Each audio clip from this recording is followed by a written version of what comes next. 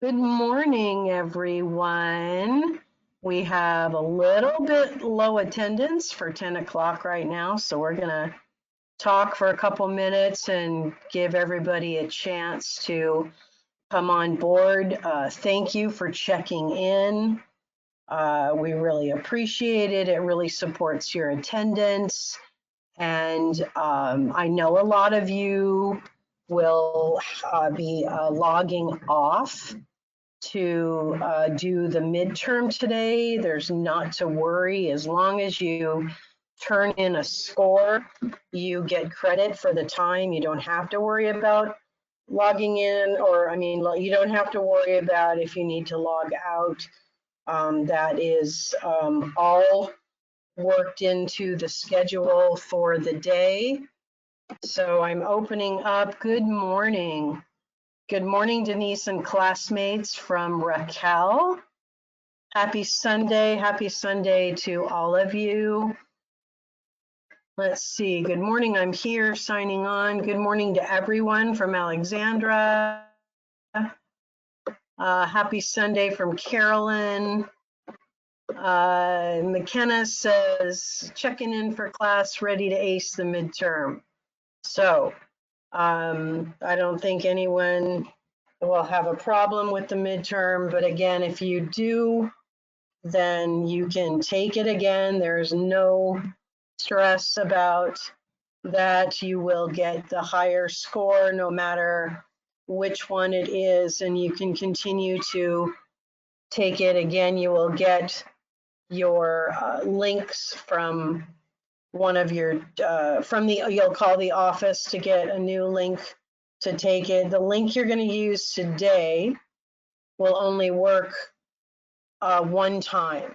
Not that it'll only work today, but it will only work one time. So anyway, so let's see, we're up to 35 people. We do know that McKenna is telling everyone good luck, as is June. Good morning, Teresa. Good morning, Carlos, Tiffany, and Ruby. Good morning, Gabby. It's nice to see all of you. Are any of you going to be in my reflexology class that starts a week from tomorrow?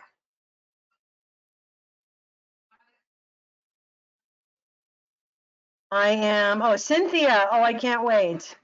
Woo! Does that mean yes, Eric?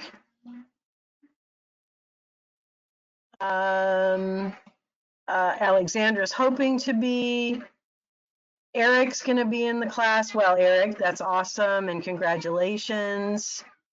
And let's see, I'm hoping to be. Someone said,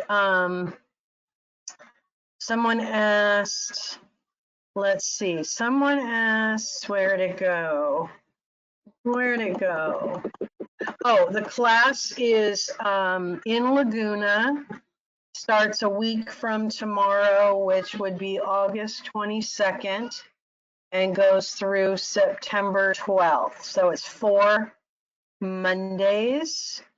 Ashley is asking, is there going to be a countdown of time within the test? Dan, have you taken a test on ClassMarker? I believe there's a timer that tells you.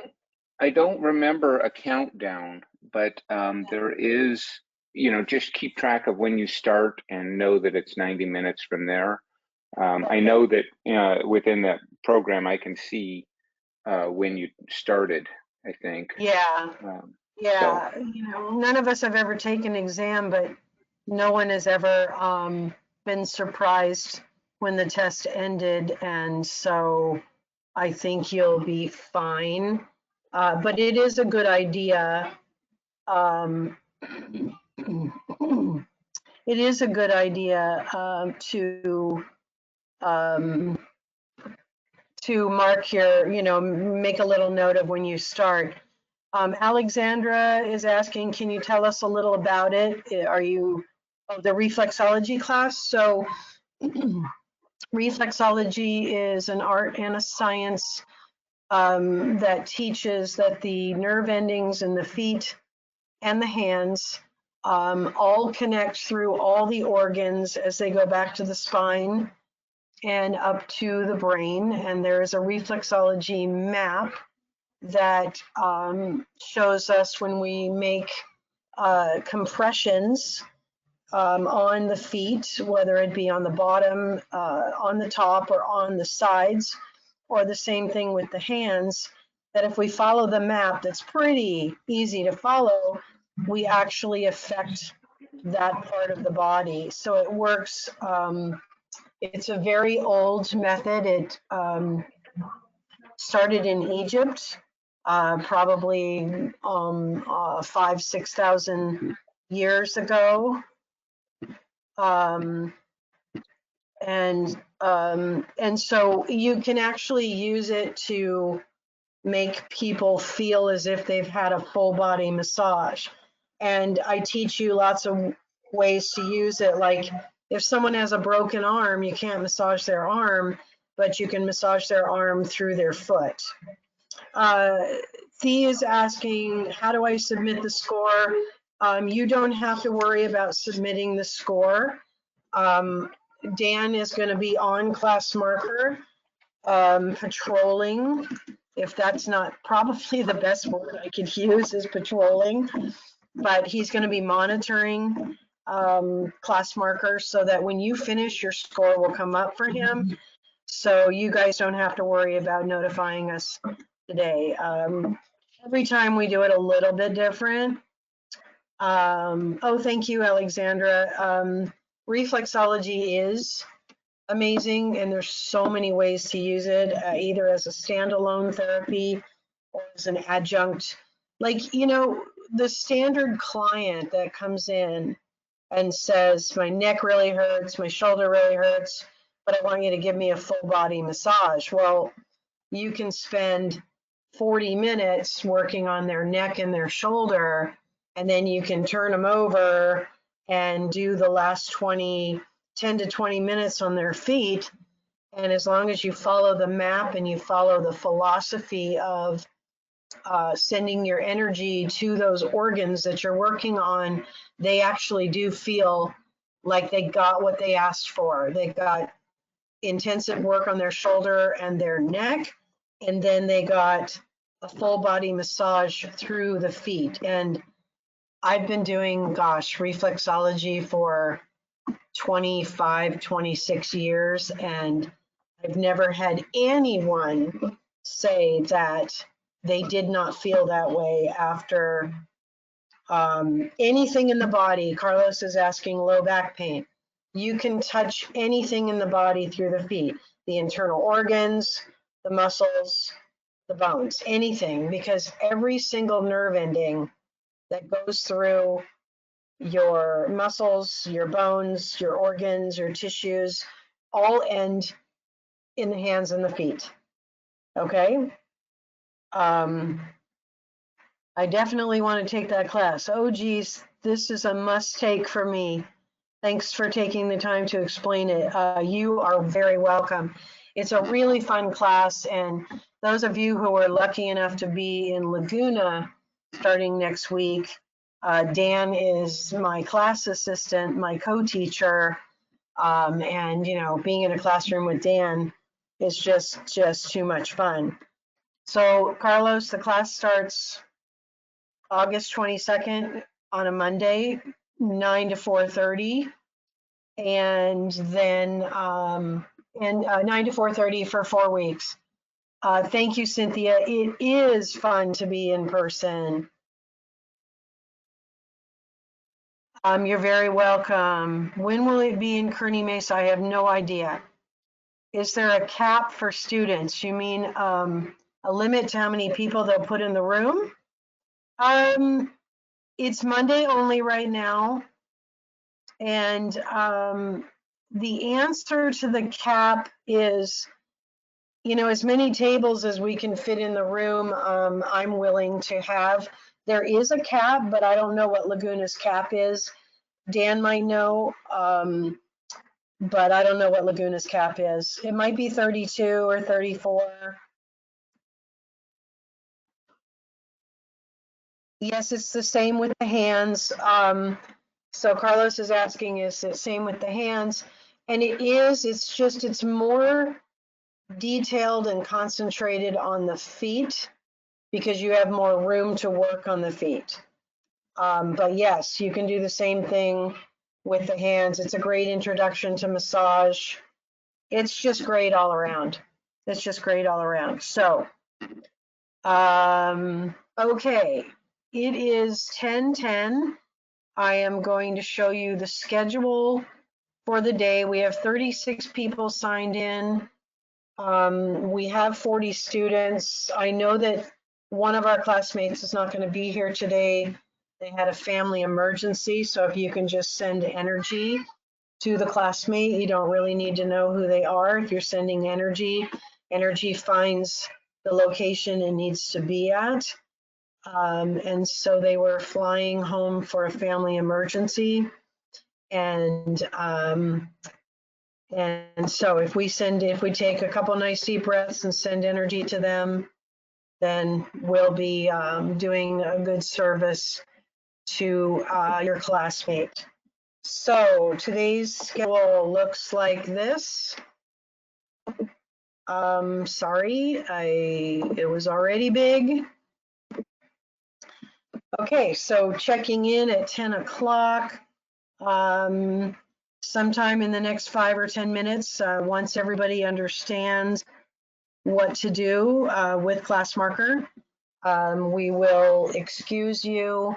I will send you an email. I hope that I have copied and pasted.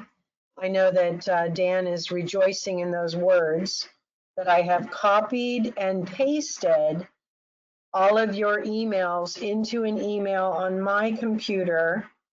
The email will contain a link.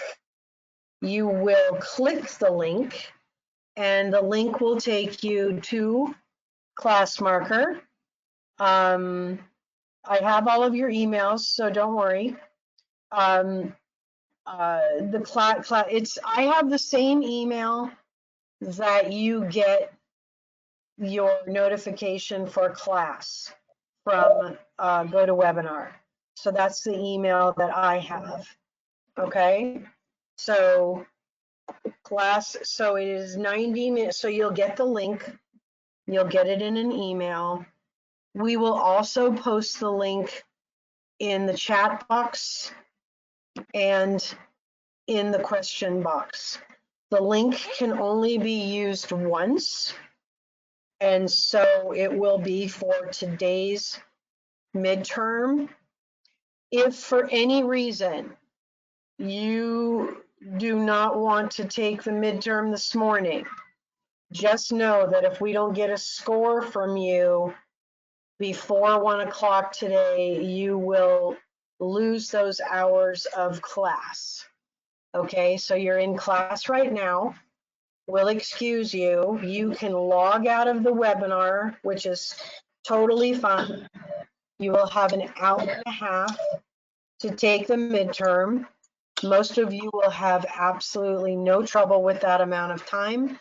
Most of you will be done between 30 and 45 minutes.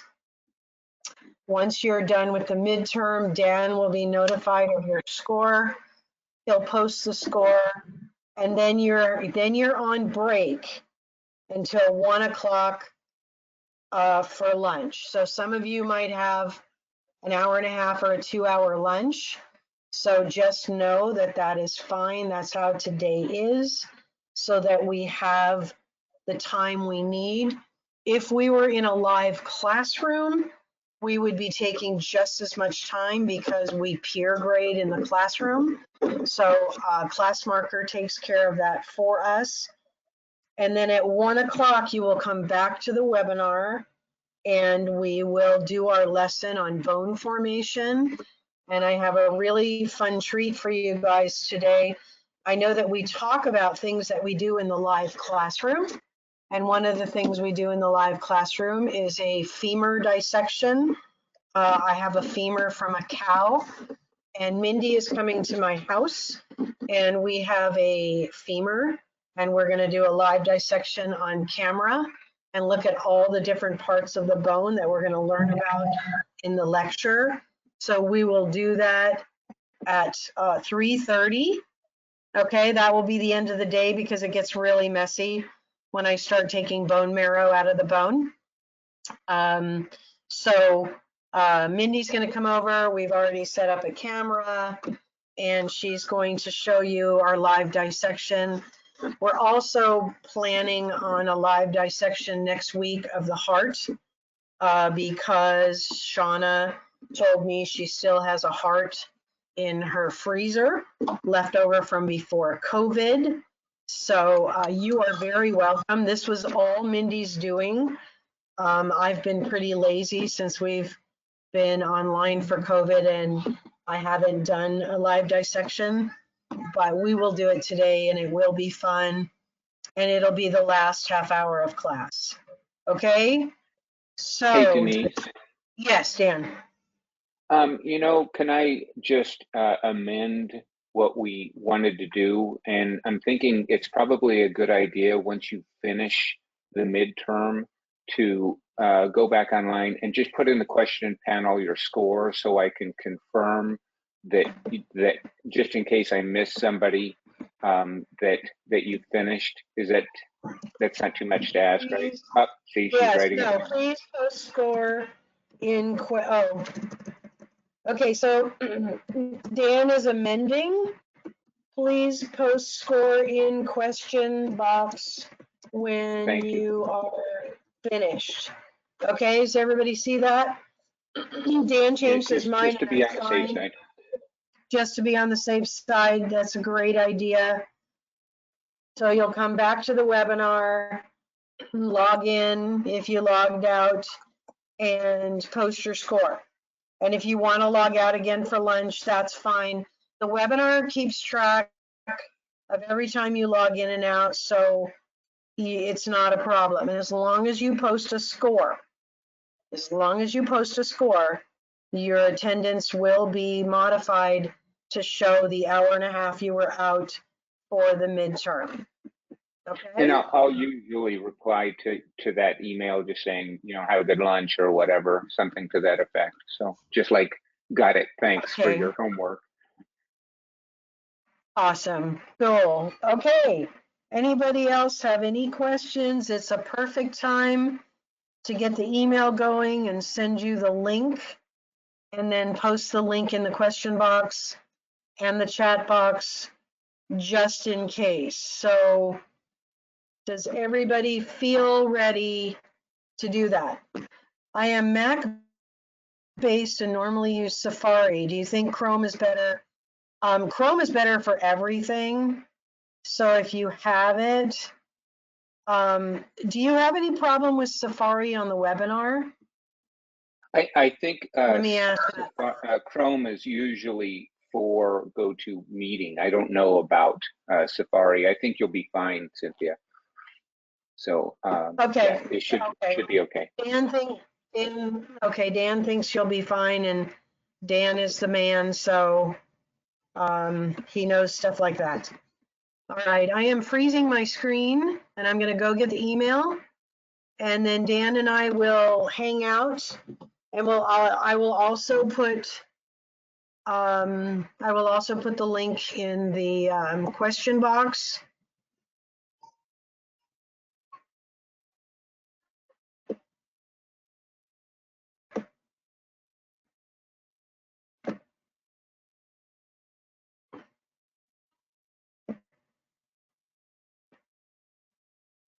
I know there's dead air, but I'm getting my email open.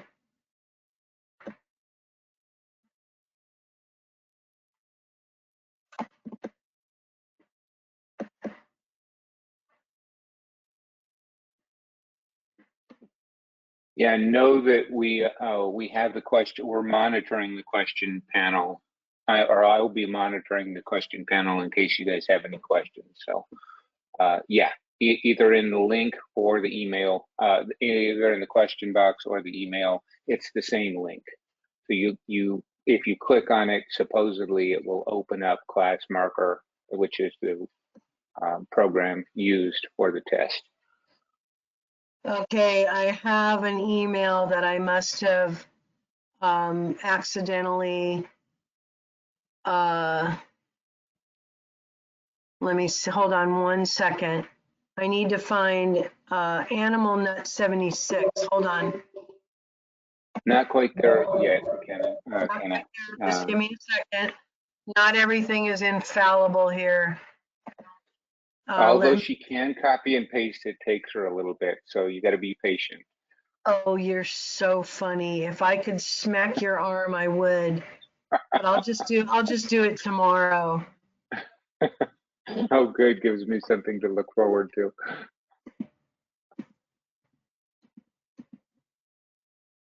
Okay, I fixed the email. Let's try it again.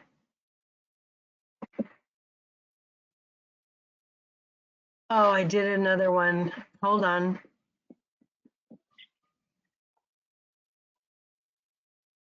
Apparently, this class also teaches patience. Well, you can keep talking to them. They love you. Oh, I love them.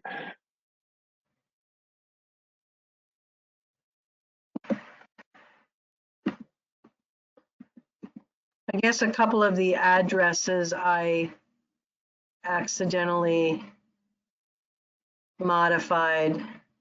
You could put it in the chat while, so that, well, Well, it's no rush. well, that's why I scheduled this up till 10:30. So let's see I if get the it. email's gonna go. Oh my gosh.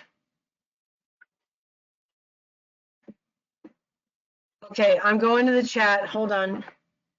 Something happened here. We might have to go back to the old way, even though I thought I was prepared. Okay, question box.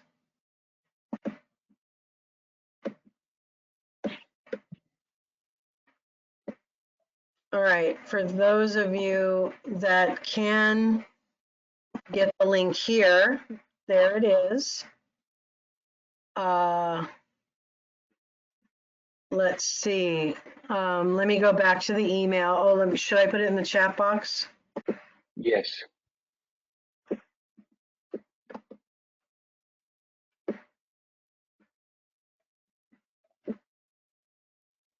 That comes together more as a link. Okay. Let us know. I don't know what happened with my email, but let us know if you cannot open it in the chat.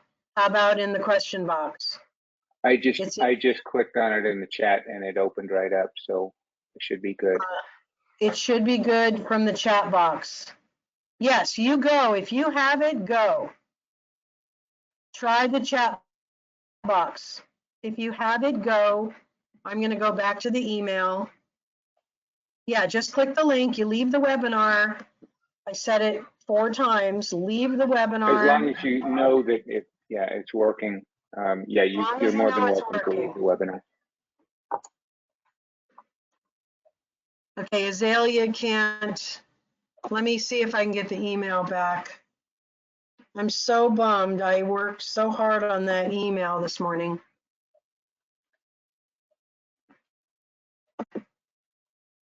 The operation, because the message has been changed. I don't understand.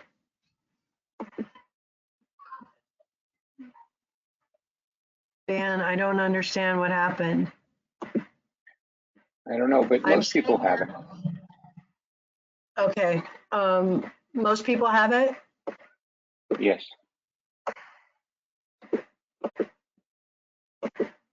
And I'm going to email Azalea right now.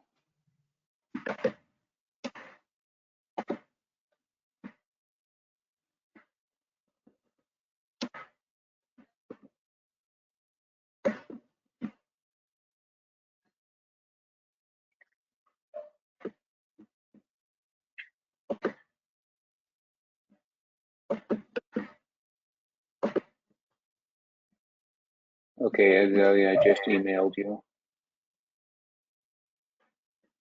Oh, and Jade. Okay, I'm also,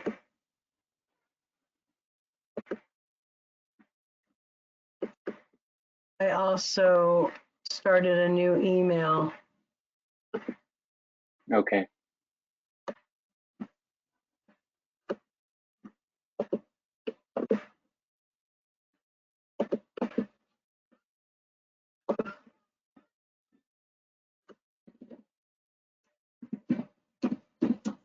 Okay, let's try this. Okay, I think the email sent now to everybody.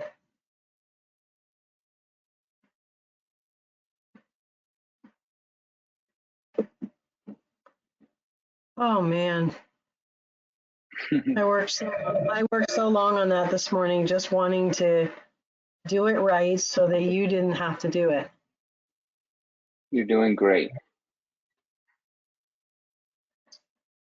I'm just making No, sure. it didn't send.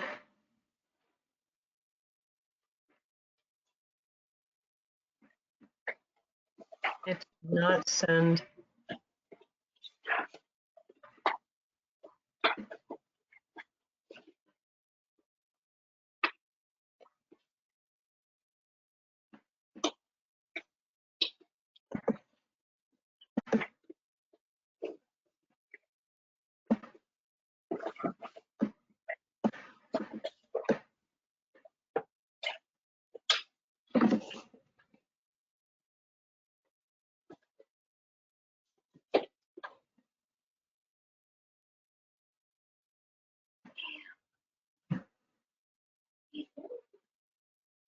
All right, Jade, Raquel, they both got it. I don't know if they got it from me or from Dan. I don't know. I sent them both. I'm Okay. sending it to David just in case also. Rachel got an email. Raquel got an email. Apparently they got my email. Or got mine. Oh, did you send them to all four of them? I sent it to a couple of people. I'm sending it to Okay. David now just in case. David says thank you. Uh-huh. Oh, Okay, good. check your email, David. David Just got a in second. on his phone. Yeah, Oh, he was having Rachel trouble got my loading it. email. Dan, Rachel got my What? email. Rachel got my Oh, good. email, so that means everybody got it. Yeah. Wow. Okay. Do you think we're okay? Is everybody in? Oh, okay. David got in. Yeah, I thank you. All right. Yep. I think so. Like I say, I'll be on, kind of watching the question panel just to be safe. Okay. Apparently everyone got it. Okay. All right. Well, thank you for hanging on. I'll be back before lunch is over, but I have a feeling that if I watch another webinar, it's going to mess up. It won't play as well with Uh-huh. Well, GoToWebinar on. I don't know. What do you think? I, what's the worst that can happen? You can restart because I'm going to be on, so no big deal. Okay. Well, thank you, friend. And I'll see you. Mhm. I'll see you before one. And if you need me for anything, just text me. Absolutely. Okay. Thank you. Uh-huh.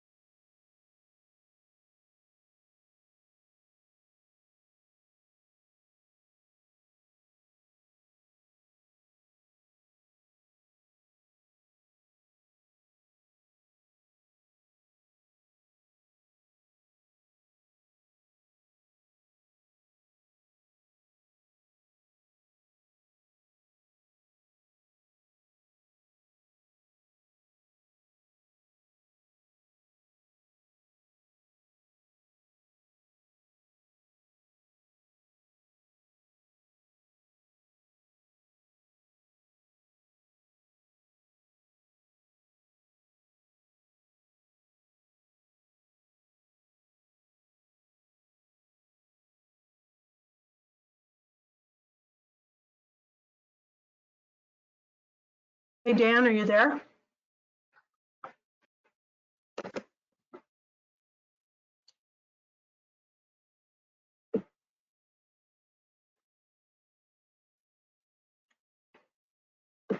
I'm here, Denise. I just had the speak and I got to turn my headphones on. Can you hear me? Okay, well, yeah, I logged out, so on my end, it says it's recording, but it also says that the attendees are still on hold. Is that normal? Attendees are still on hold. I don't even know what that means. You know, it's got the start broadcast button there. Uh-huh. Oh, that's weird. So, so Cynthia, are you saying that you can hear me talking? Okay, all right, Yes.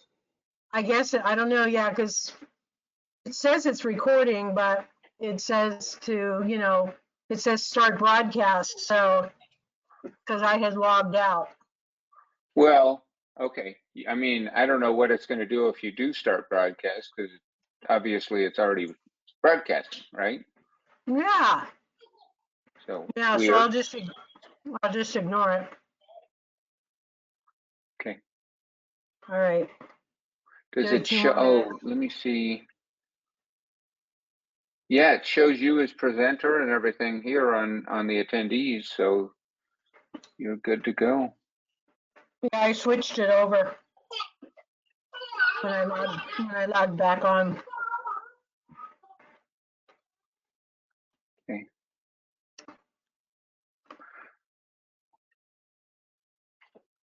Yeah, I see everybody logging back on, and so good. So how'd everybody do? Most everybody did well. There was a couple that probably will need to retake it, but yeah, some did very well. Congratulations to those that got a 99 and 100%. Excellent. And even everybody else that did well. I shouldn't just say it everybody, but you know, yeah, everybody, almost everybody did really good. All right, well, Hopefully, yeah, most everybody, you know, checked in and logged their score, and I replied to them. There was one or two that didn't, but that was okay. were they here? Yes. Well, Okay, well, there no, was, there's three people that didn't take the test at all that I can see. What I assume that because they're not here, and so one of them we know about. The other two I assume are just absent. So well, did you see the message a few minutes ago from someone who said they didn't have time to finish because of a language barrier? oh, that's yeah, that okay. I see. No, So, I didn't see that one. maybe, I don't know, if you have time to go make her an extended time test. Well, yeah, I know that there's one that's already set up, so yeah, I can Yeah. do that. Do you mind finding that? Not at all. Okay, thanks. All Hopefully, right, I'm gonna start then. very good.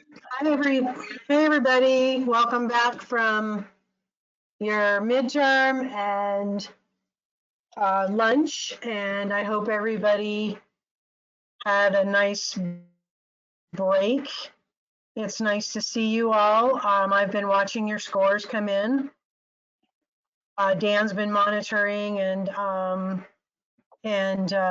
recording for you, and I was learning on a webinar while Dan was doing that for our lymph class tomorrow. And so if there's anyone who would like to retake it because they're not happy with their score, you just gotta let, well, I think you let the office know that you need a link to retake it. The person that needs the longer time, Dan is going to send that to you. But yeah, just let us know. Just let us know and we'll help as much as we can. So we're going to get started. Oh, Raquel is mentioning that there's a timer that runs on the screen once you log in to the test. So that question is now answered, Dan. There is a timer, so that they know how much time they have left. So that's good. Good to know. That's good to know.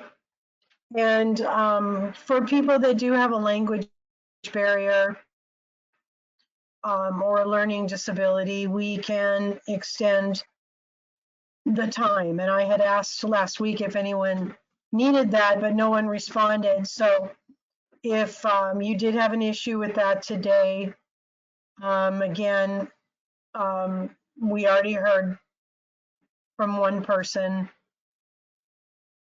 We already heard from one person. So if there's anyone else, to just let us know. So we're going to get ready for our bone lesson.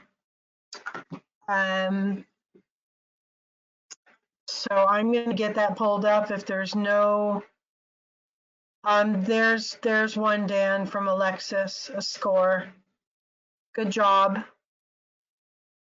I saw a lot of really strong scores while we were on break. So most of you guys did super, super well. So good job. But again, you can take it again if you feel the need to.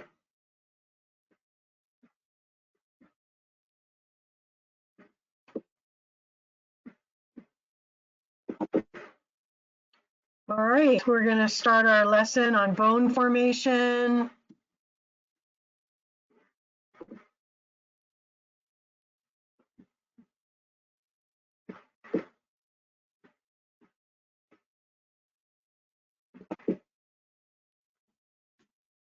Okay, so here we go.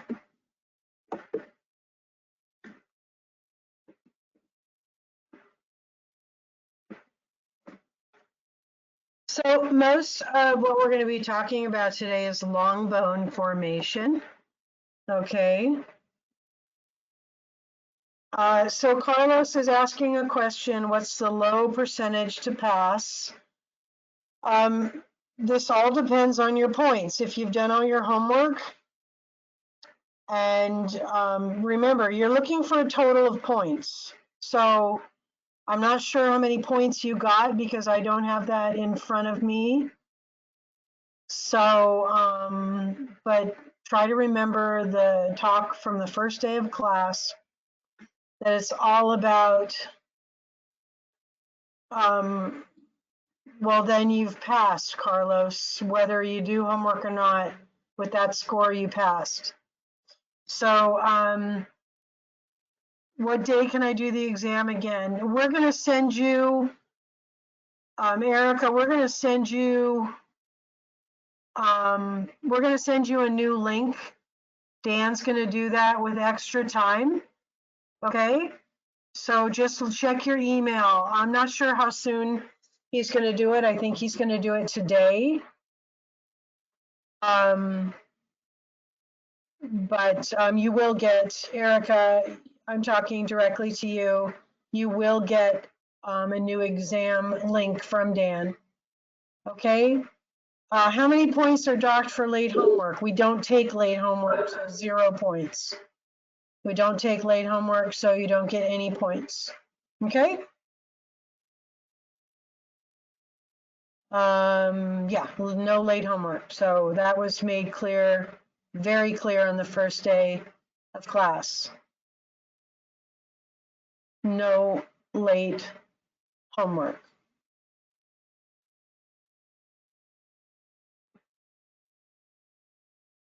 So if you know how many homeworks you've turned in, you want to give yourself 5 points for every coloring 5 points for every written, and then add an extra 10 to that.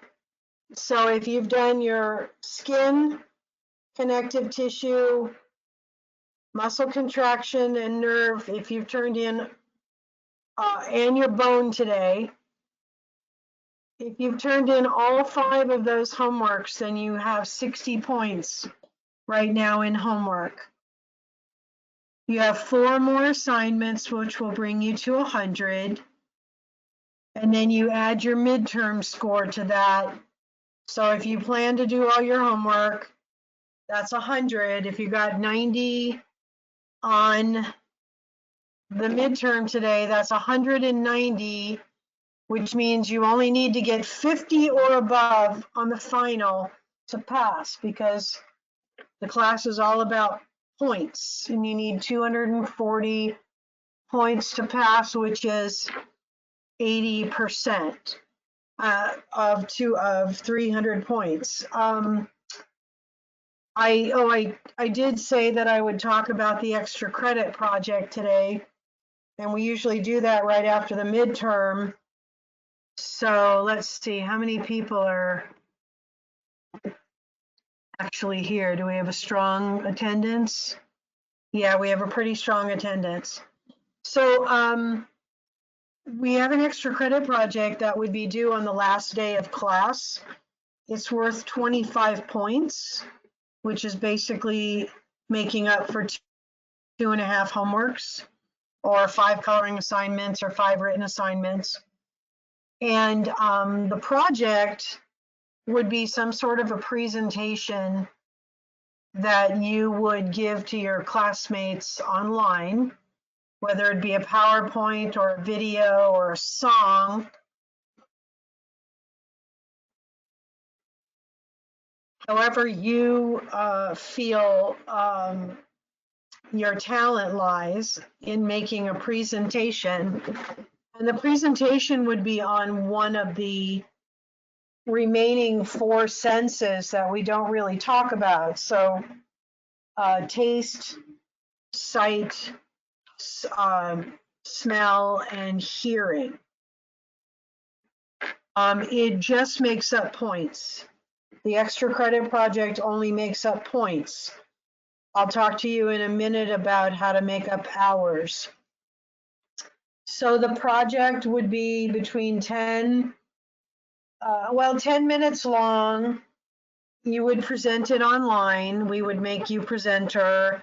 So if you made a slideshow or a video, if you make a video, you would send the video to Dan, where he would turn it into an MP4 so that it could be a part of the recording.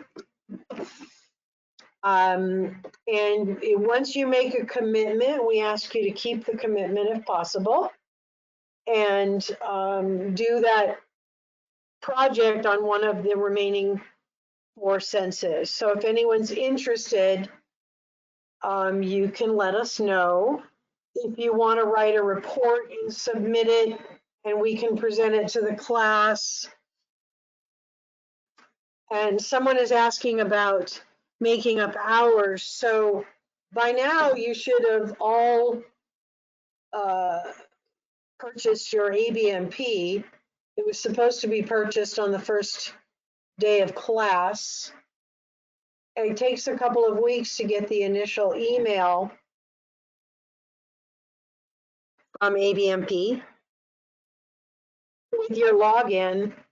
But the way you can make up hours up until the last day of class is you can do practice quizzes like we do in class. And it doesn't matter what score you get because they are practice quizzes.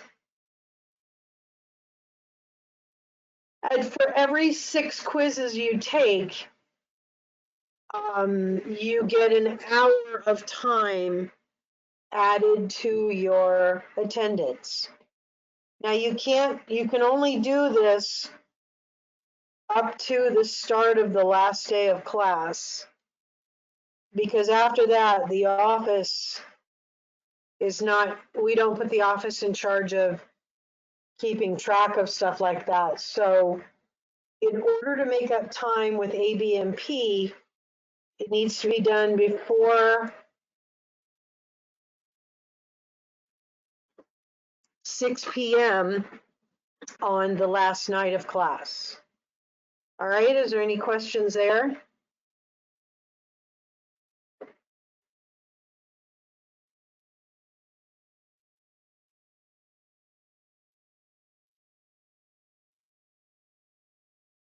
You're welcome, Nicole.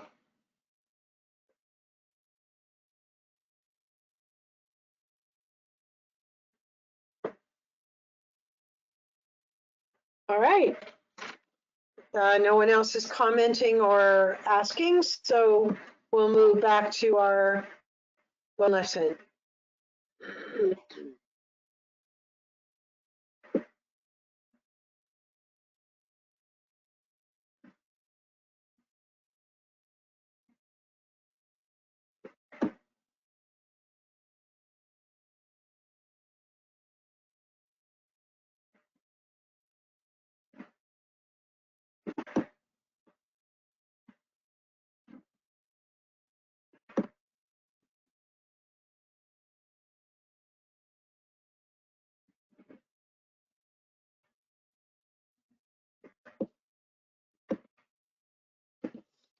Okay, so our first definition today is diaphysis. Diaphysis. Dia means through, and physis means growth. So the word means through growth, And the diaphysis is the shaft of a long bone. So this long, straight part of a long bone, which would be your femur, tibia, fibula, humerus, radius, ulna, all of your phalanges, and metacarpals and metatarsals. You have more long bones in your body than any other type of bone. And this is a cross section cutout of the long bone showing you what it looks like inside. And then we have another cross section here showing you what it looks like inside the epiphysis over here. Okay, so the diaphysis is the shaft of a long bone. The diaphysis is the shaft of a long bone. So this straight part here. And it says it right here, in case you asked me to say it again. It's right here, the shaft of a long bone.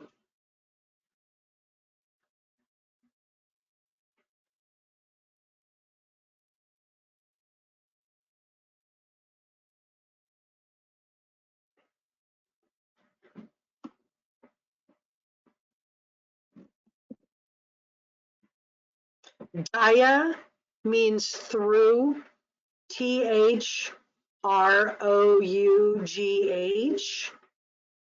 and physis means growth, Growth.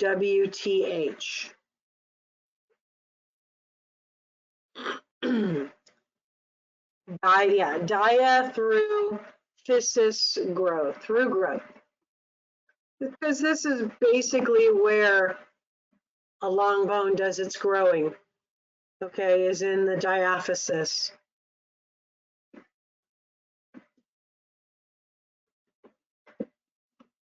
The epiphysis, so epi means above or on top of, epi. So on top of the growth or above the growth. So the epiphysis are the ends of the long bone. You can see we have one here. This is with half of it cut away. And then down here at the base of the bone, we have another epiphysis which is not cut away. This is the solid part. Now the epiphysis is where you find the hyaline or articular cartilage. The epiphysis is where you find the hyaline or articular cartilage, meaning that's where you're going to find the joint. That an epiphysis is going to make a joint with another bone.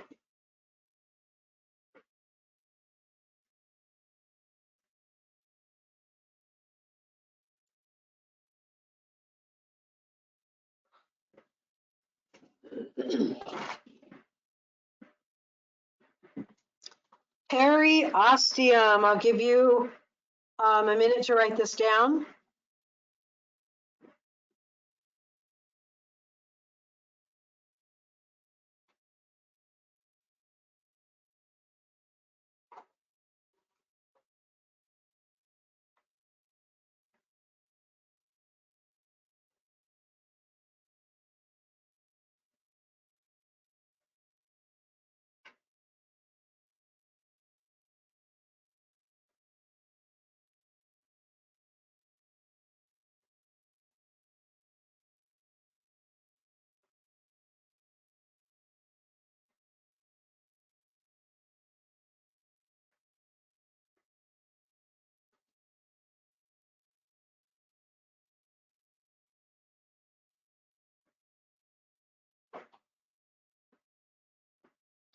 So if you recall from connective tissue day, periosteum was the dense, irregular connective tissue covering around a bone. And we'll get specific today. It is, it's what covers the diaphysis of a long bone, and it covers the whole outside of other bones unless that bone is making a joint with another bone, and then it would have cartilage instead. So all of your long bones, which I mentioned, I'll mention the list again when we get to that page. All of your long bones have cartilage at the epiphyses, but then you have periostea covering the rest of the outside of the bone.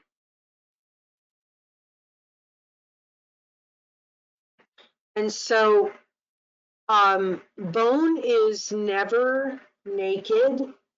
It doesn't like to be naked. It either has hyaline cartilage or periosteum covering it. The cartilage is going to be found wherever that bone meets another bone to make a joint. And the periosteum is going to be every place else around the bone because bone prefers to never be naked. If for some reason the periosteum has been worn away, you now have some sort of a pathology with the bone, okay? Because it just cannot stand to be naked. The periosteum is the like the lifeblood of the bone. It is highly vascular, which means it has a lot of blood vessels. Okay, lots of capillaries, lots of arteries and veins. When you break a bone, most of the pain comes from the periosteum being torn because it's also highly nervous, which means it is innervated. It is innervated with nerves, and so nerves are what transmit pain.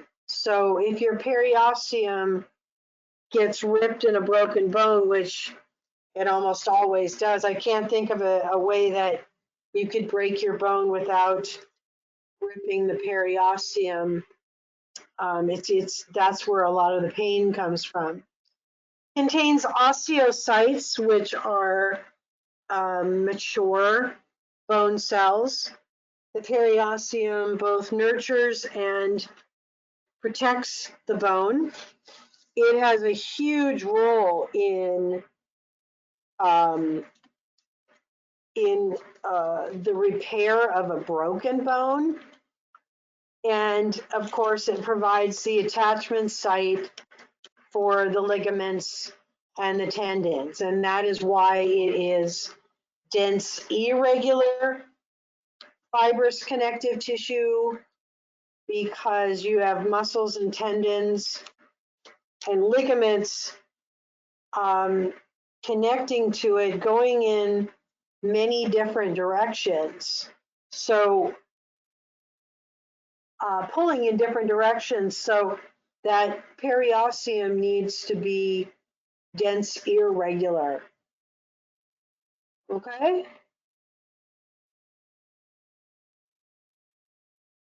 All right.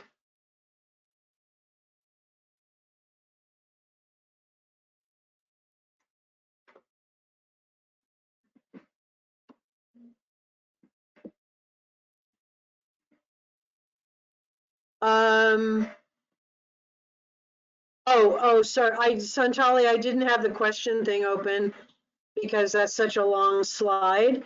Epi means above or on top of. Above or on top of.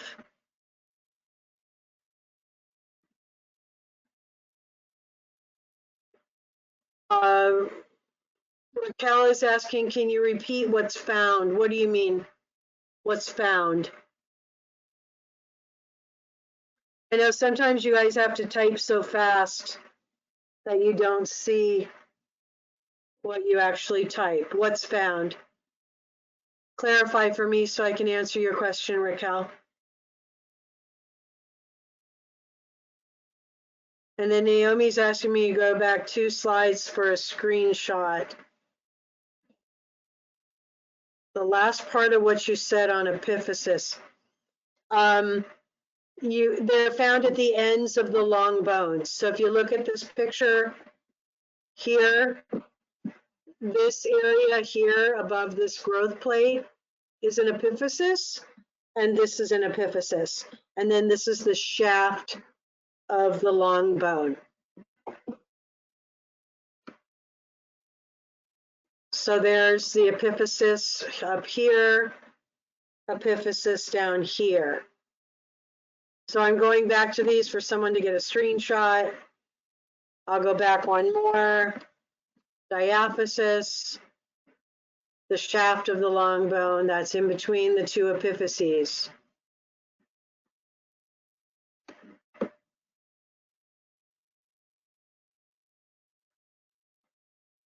Okay, so the epiphysis are found at the ends of the long bones, and they are the ends that make joints. So you can see you have hyaline cartilage up here. This is your humerus right here. So right here, it has hyaline cartilage, and it's going to make a joint with your scapula and make your shoulder joint.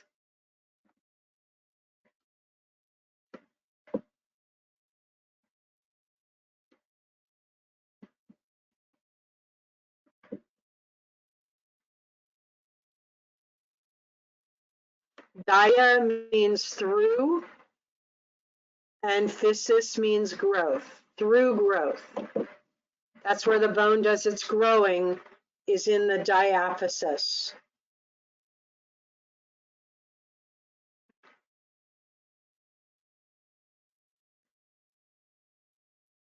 If I'm on a really long slide, I don't have your question box open. So usually before I change slides, I will open the question box again, okay? So I should be able to see your questions. Through, T-H-R-O-U-G-H, through, like going through a door. Is that good? Going through a door. Through growth. Yeah, going through a door.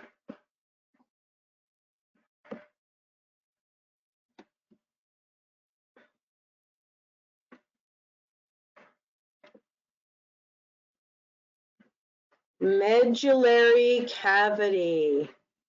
Medullary cavity.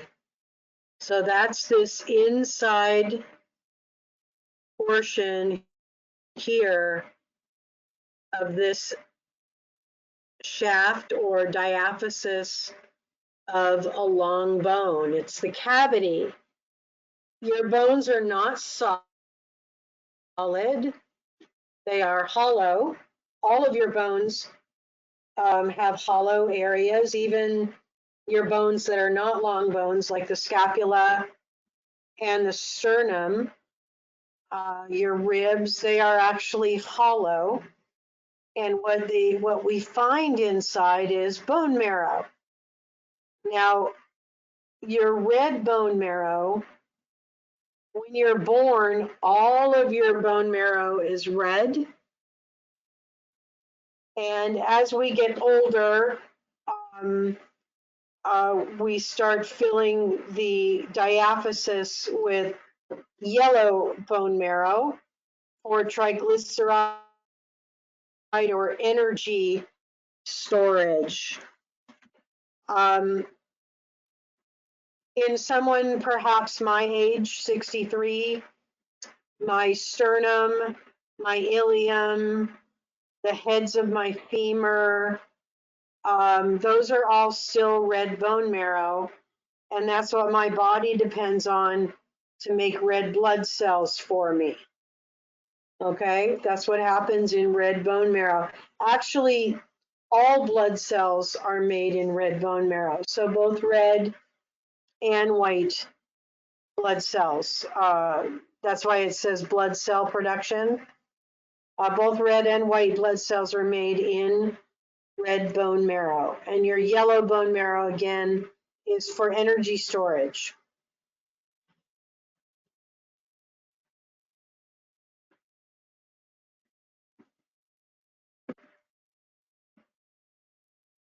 So right here, we're looking at, thanks to Dan, an enlargement of an epiphysis.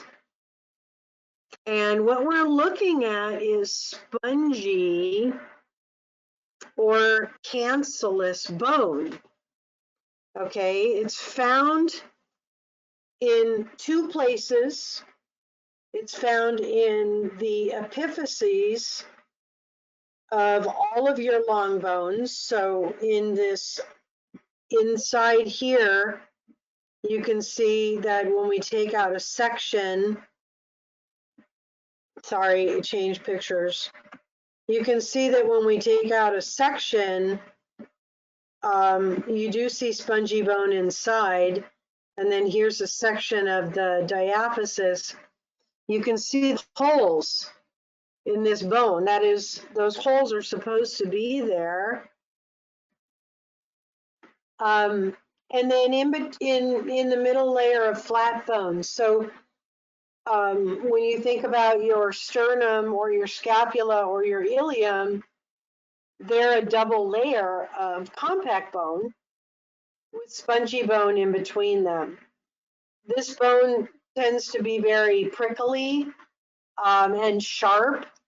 It grows in like a lattice work, little bridges of bone that connect to one another. It's located where there's lots of stress applied in many, many different directions on the bone, and it absorbs shocks so that the bone doesn't break. It's where you find red bone marrow in adults, so the ilium, the sternum, and the femur. Spongy bone is also, its job is also to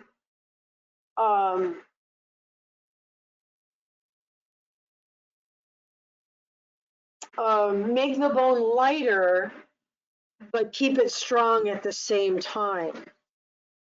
Okay, keep it strong at the same time.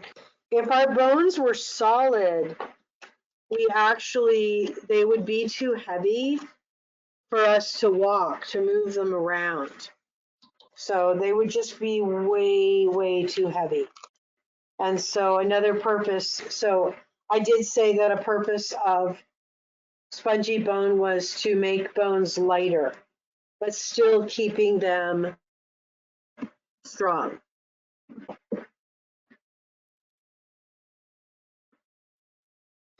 So the question I have is, do we have red bone marrow in the long bones too?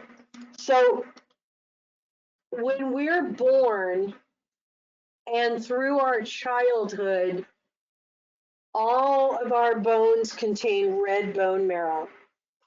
As we're growing and developing, we need all those red blood cells and human growth hormone to, to get us growing. But once we hit adulthood, and then our body is more about needing more energy because we're not kids anymore, then we get some of our bone marrow converts to yellow, which is triglyceride or energy storage. And then we have another question, is there a disease that attacks bone marrow? Absolutely. Leukemia is a bone marrow disease. Multiple myeloma is a blood disease. Any disease that attacks the blood is going to affect the bone marrow. Probably not yellow bone marrow, because that's just fat storage. So where's our blood produced then as adults? So I had said that no matter how old you are, you still have red bone marrow in your sternum, in your ilium, in the epiphyses of your femurs, and then probably a few other epiphyses. So we never run completely out of bone marrow unless a disease destroys it. So if you were to become a bone marrow donor, they would take it out of your iliums, because we know that we continue to have red bone marrow in our iliums throughout our whole life. Okay? Okay. Yeah, ilium, sternum, heads of femurs. I think there could be other places you could research, but the embryonic skeleton is all red bone marrow. All red bone marrow. Children, all red bone marrow. Yeah, they don't need to store fat for energy. They have human growth hormone fueling them all the time. And, when we get to our late 20s, our production of human growth hormone kind of goes on by the wayside unless we're sleeping, injured, or sick. Okay, so spongy bone tends to look like lattice work. It's sometimes compared to looking like lattice work, so spongy or compact bone. And spongy bone is designed to take the stresses from our joints, from walking or exercise or sports, and our spongy bone is remodeling all the time. If you're in your 20s or 30s, chances are you don't have a single bone in your body that is actually that old, because your bones are constantly renewing, remodeling, resorbing, and rebuilding. And so, for instance, if you have, let's say, you broke a leg and you had to walk around on crutches for a while, the leg that you would be walking on with the crutches, that spongy bone would probably remodel and change the shape and the pattern, to meet the stresses of the new ways you're walking. So where do we find spongy bone? We find it on the inside of all bones. Okay, we find spongy bone on the inside of all bones. It's mostly in the epiphyses in long bones, and then it's in between the walls of compact bone, which we're going to talk about next. Okay, so every bone contains both types of bone.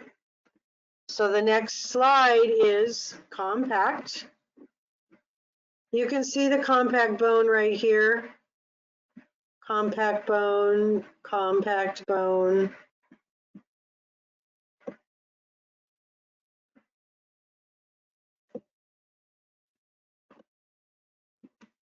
So here's compact bone.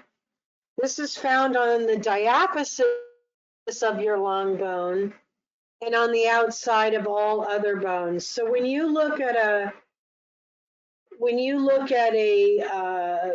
sternum, you know, if you were holding a sternum, you'll notice that whether you're looking at it from the front or the back, it's all compact bone. It's all this pretty solid bone, but it's not solid inside. It is hollow inside with spongy bone on the inside, giving it strength in between the two layers of compact bone. So compact bone is our weight-bearing bone, and it is the strongest of the two types of bone tissue, which is simply compact and spongy bone.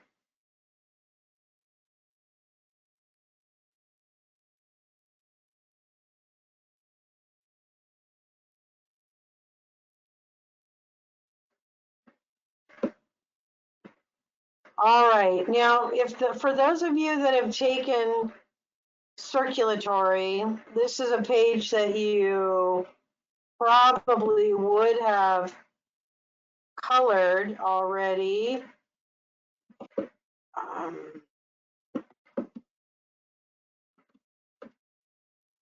It's probably a page that you would have colored already. The appendicular and the axial skeleton. Okay, appendicular and axial skeleton.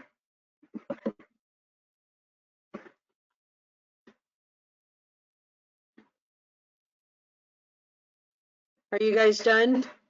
Okay. Ruby, you done? No. Okay.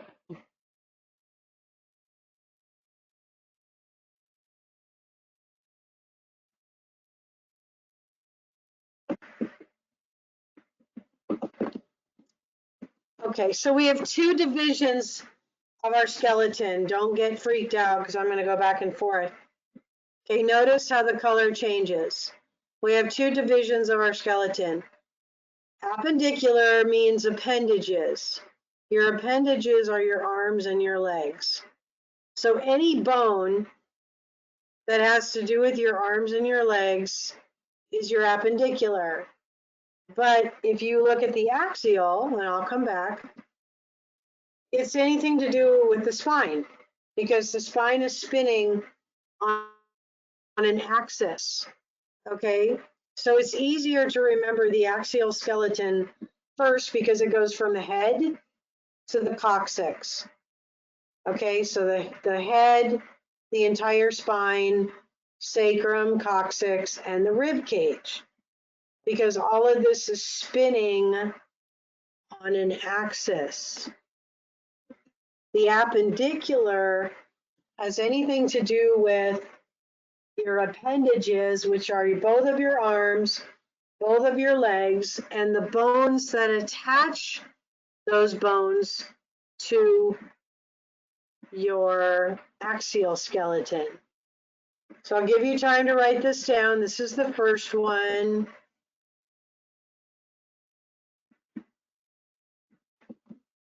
June is saying that's a good way to remember the axial skeleton, that it spins on the axis.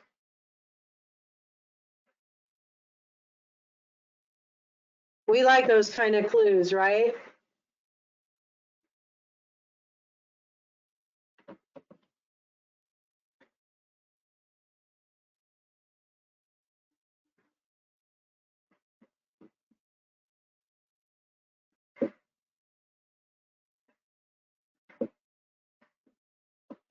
And there's the axial skeleton, your cranium, your vertebrae, ribs, sacrum, and coccyx.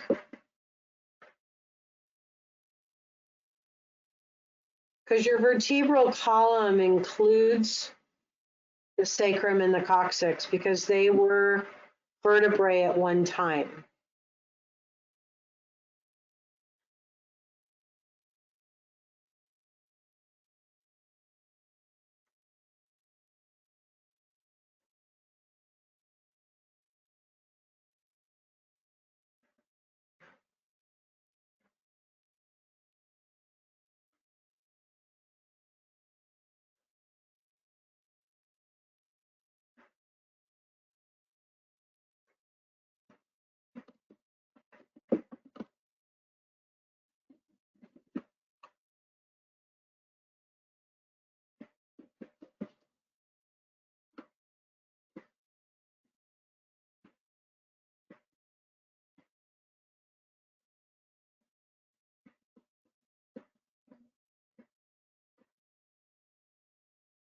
Okay, so I'm pretty sure you guys already saw this slide, so I'll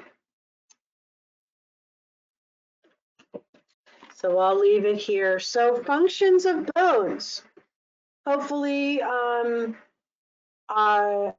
pretty sure you would have been able to get these from your book or from the coloring book. I know that you definitely had to use the coloring book to do this homework this week because our new book does not contain bone formation in it, and you had to get it from the coloring book. So functions of bones, we have support because the bones are what make up the framework of our body, you know, lowering our shoulders and standing with a flat back, all of those creating the framework of our body, and working with muscles, tendons, and ligaments to actually move the body.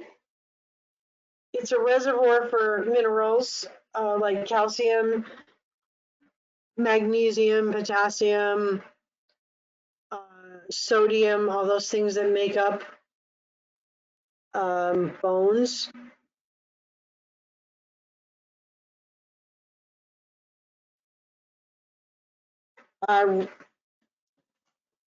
Blood cell production, hemopoiesis, which is both white blood cells and red blood cells.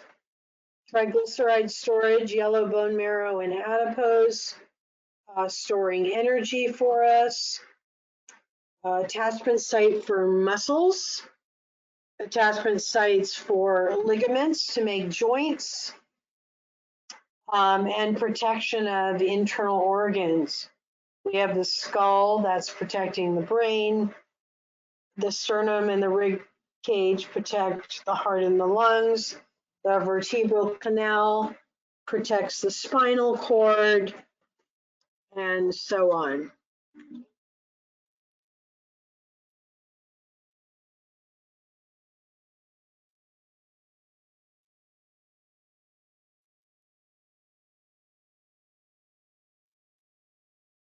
I'll give you a minute to finish this up. I'm going to go grab a drink, so I'll be gone for 2 minutes. If anyone needs to do that as well, it's not an official break, but I forgot to bring a drink up with me and I'm getting a little parched. So I'm going to go handle that really quick.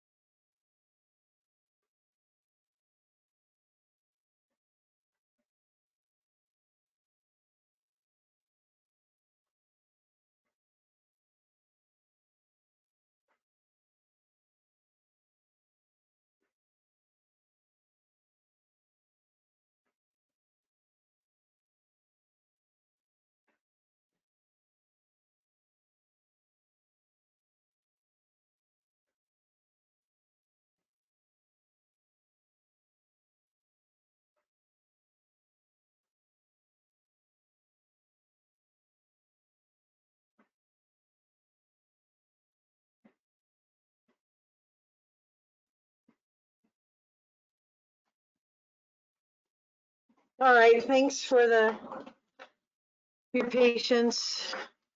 Okay.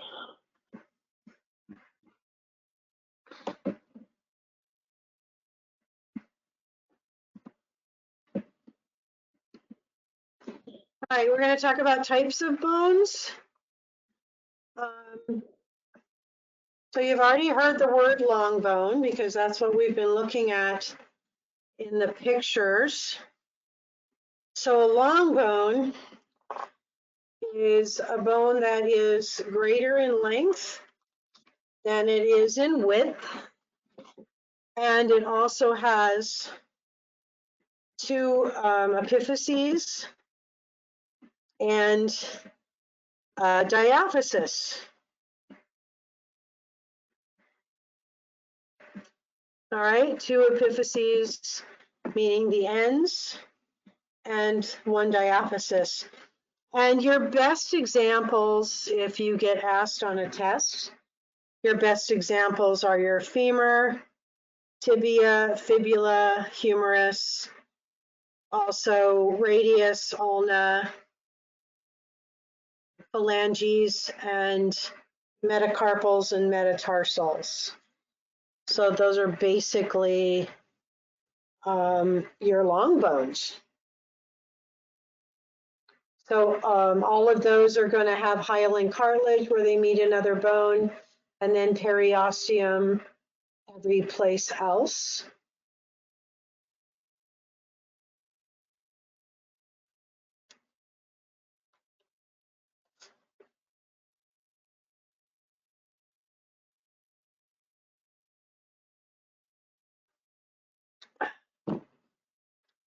Okay. Short bones. Short bones are just cube shaped. They're not short, long bones. They're just cube shaped, and your best examples are tarsals and carpals. So this is your trapezoid that is in your wrist. So carpals are in our wrist and tarsals are in below our ankle joint. They're actually part of our ankle joint.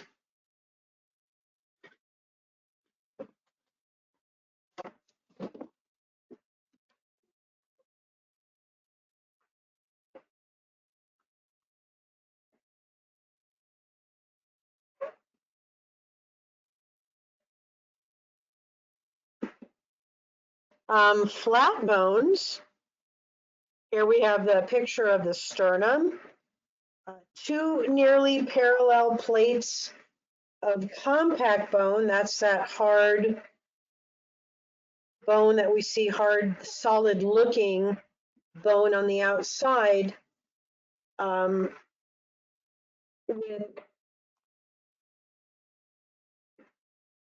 spongy bone on the inside. And really good examples are your cranium. So you have a frontal bone, two temporal bones, two parietal bones, and one occipital bone. And then of course you have your sternum and you have your ribs. The scapula, I'm not sure what your new book says, but I've got anatomy books that differ over the scapula. Some anatomy books call it a flat bone, and some call it an irregular bone. You just never know what the particular book you have is going to classify it as.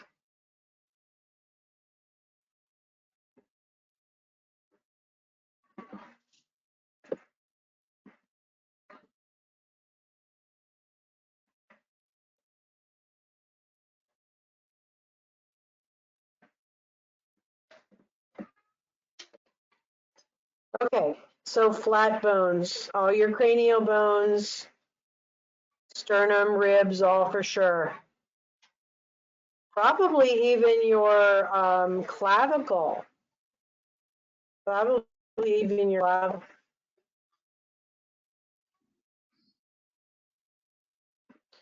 Okay, so in the new book, Cynthia says that, yeah, I know the sternum is flat. I was asking about the scapula.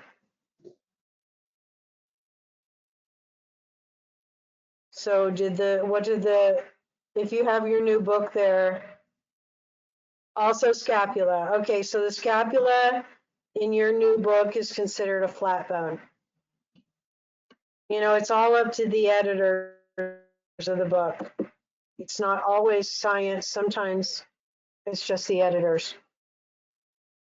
Okay. And the next should be irregular bones, where they have a complex shape that doesn't fit other categories. In each of the examples, spongy versus compact bone varies on the type of bone. So your heel bone, your calcaneus, your zygomatic arch, or your cheekbone, which I think is really, really weird because I think it should be a flat bone, but I'm not the editor of an anatomy book. And then, of course, your vertebrae, very, very irregular. Very irregular.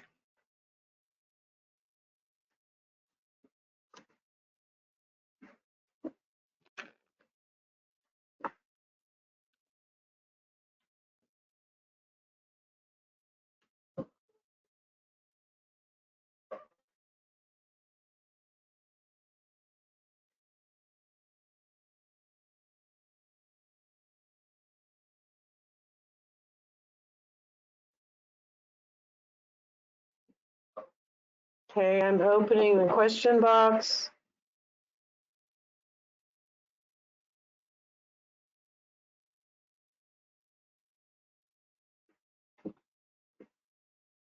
Okay, ready to move on?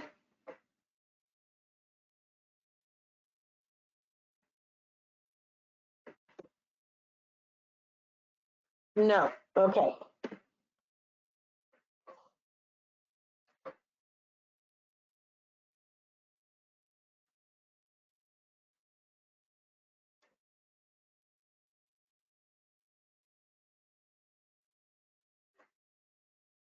Okay. And the last one should be a sesamoid bone, small rounded bones enclosed in a tendon, which everyone knows about the patella. But then you have these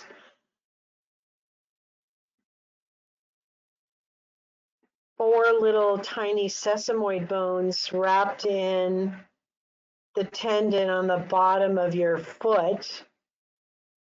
Okay, on the bottom of your foot below the big toe.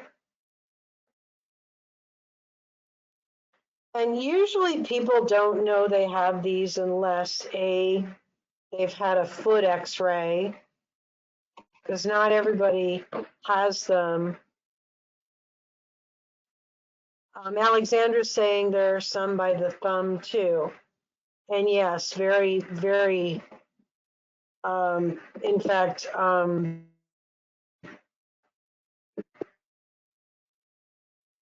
this is a picture by the thumb right here.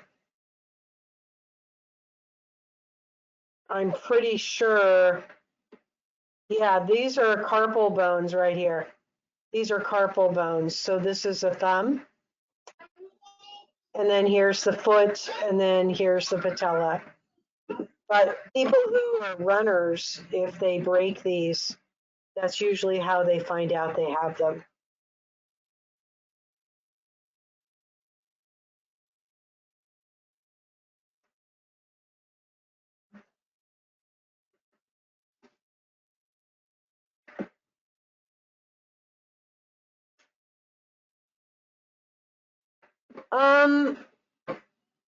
Alexandra's asking if they can be palpated. You know, I do a lot of reflexology, and I'm not sure I've ever felt them. Maybe I wasn't paying enough attention, but I don't think I've ever felt them. I'm looking at the sesamoid bone on the thumb, and that looks like, yeah, I don't really feel, I don't know if any of you have ever felt one. I don't think I've ever felt one. And this is right where the heart is in the foot for reflexology. That's the heart.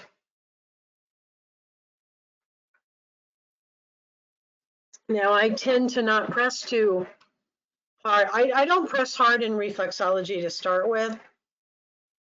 but I never press super hard in the heart reflex. I don't feel like we need to.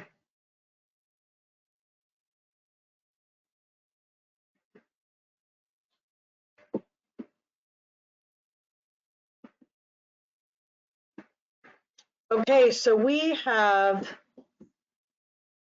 two different types of ossification. The word osseous, osseous, means bone formation. So we have two different types. I'm sorry, osseous means bone. Ossification means bone formation.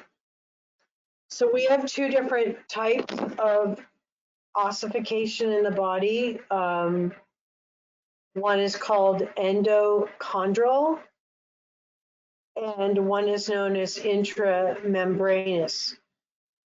So endochondral is what most of the bones in your body are made from. The process that makes most of the bones in your body is endochondral.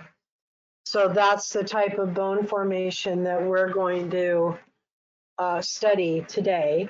And I'll talk a little bit about intramembranous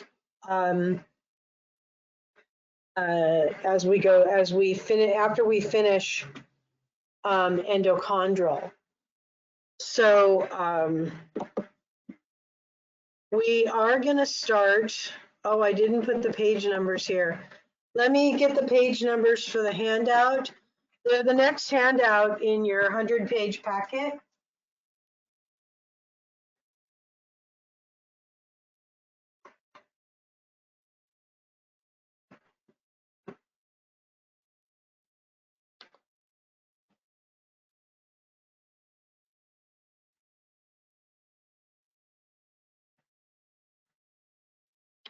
So page 75 and 76. We're almost done with the 100-page packet.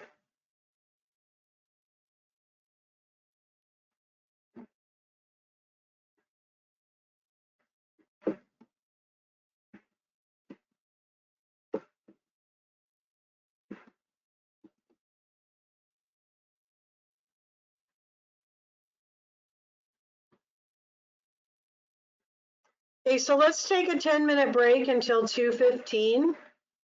2:15, and you need pages 75 and 76 for the lecture. 75 and 76 for the lecture.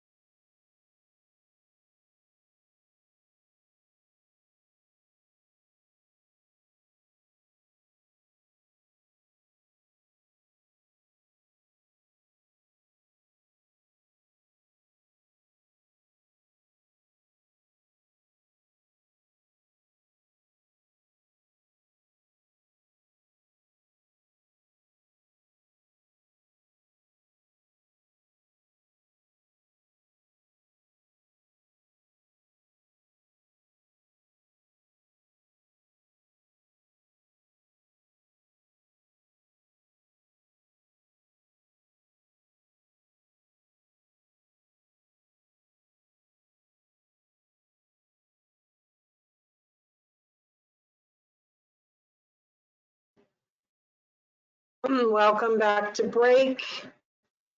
I pulled up the handout that you need for this lecture. It is page, I think, 75 and page 76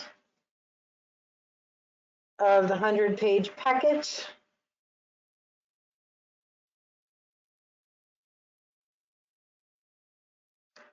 Page 75 and 76.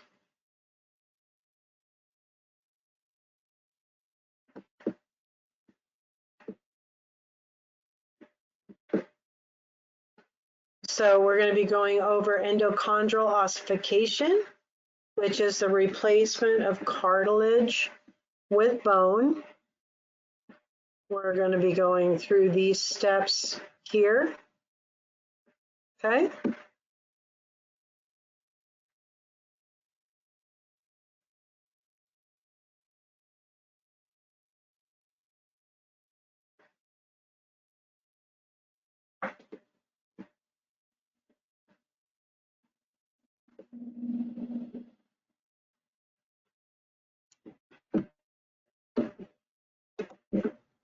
Okay, so endochondral means within cartilage. Within cartilage.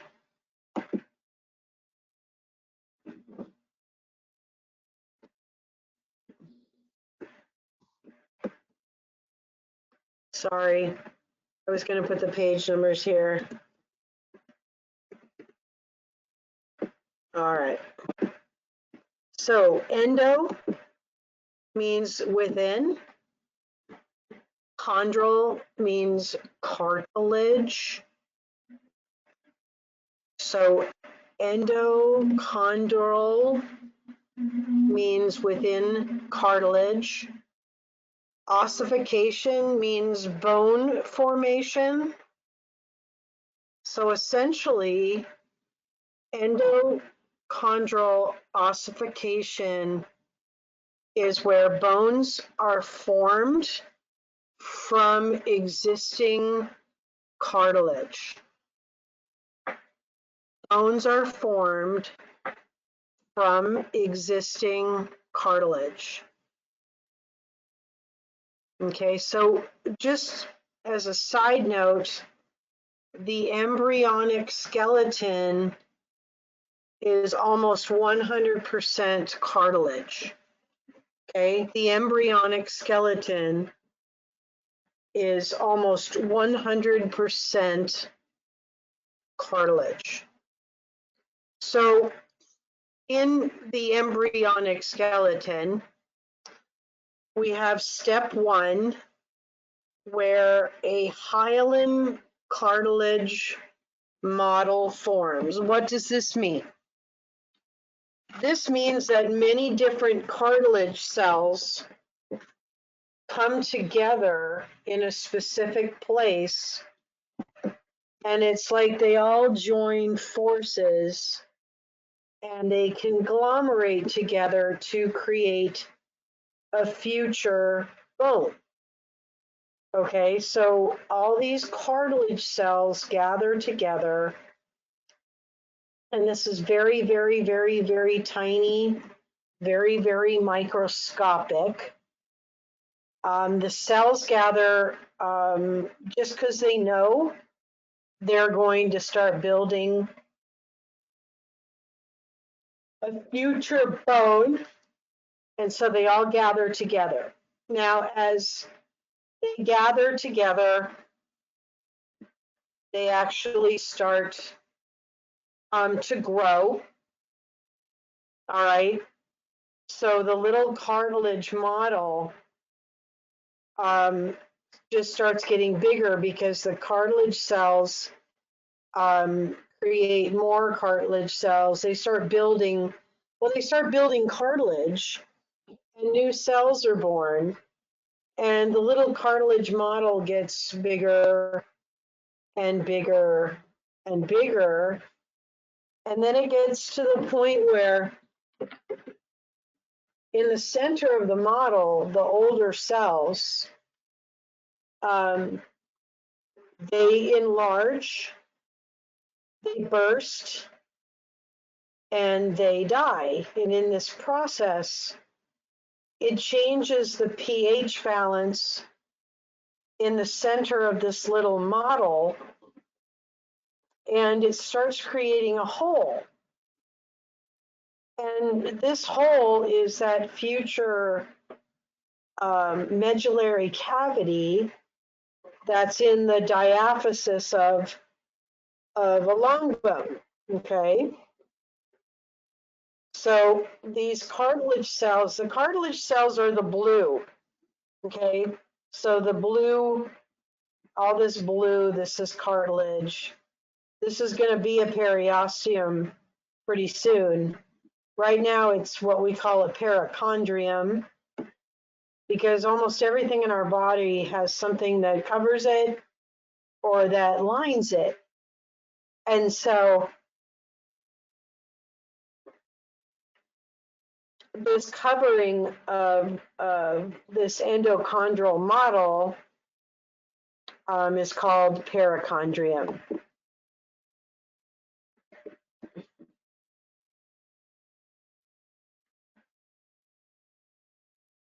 Okay, so we were on step 2.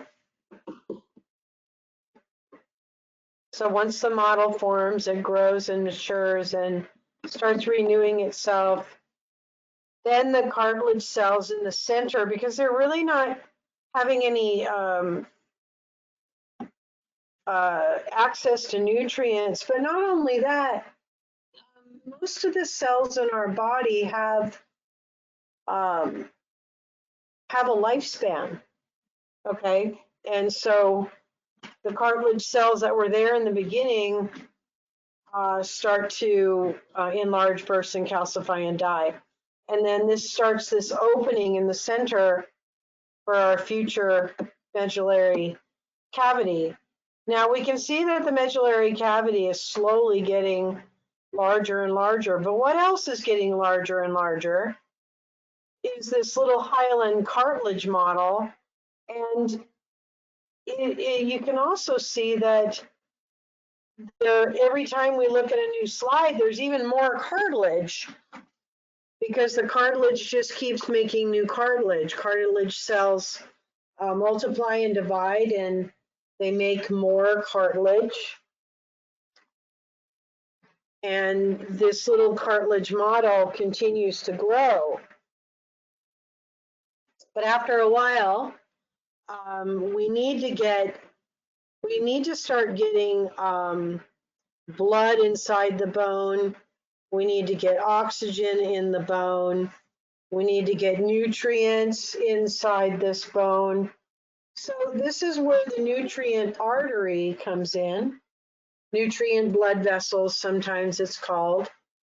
And it penetrates this outside perichondrium into the center, and then it and what it does is it's bringing bone cells and nutrients and oxygen, everything that blood brings. But once the nutrient artery pierces the wall of the perichondrium and through the cartilage, that starts a transformation, and that perichondrium now starts transforming itself into the connective tissue periosteum. Okay, it suddenly now starts to transform. And then pre-bone cells that have come in with the nutrient artery turn into osteoblasts. Actually, on the outside, we have pre-bone cells that were just floating around that start to mature because it knows that a bone is going to be built here. And so those pre-bone cells become osteoblasts. They are coming from the periosteum, and they start building a very thin wall of compact bone on the outside, or the bone collar, or diaphysis, whatever you want to call this. So you can see that the blue part, the cartilage, is continuing to grow, and the premedullary cavity is of course continuing to grow. We now know that we have a nutrient artery blossom that has peeked its way in and is now bringing in nutrients and osteoblasts and osteoclasts. And then the outside perichondrium is now becoming the periosteum. And then from the periosteum, the bone collar is starting to be formed, which is, if you remember from the last picture, it is compact bone.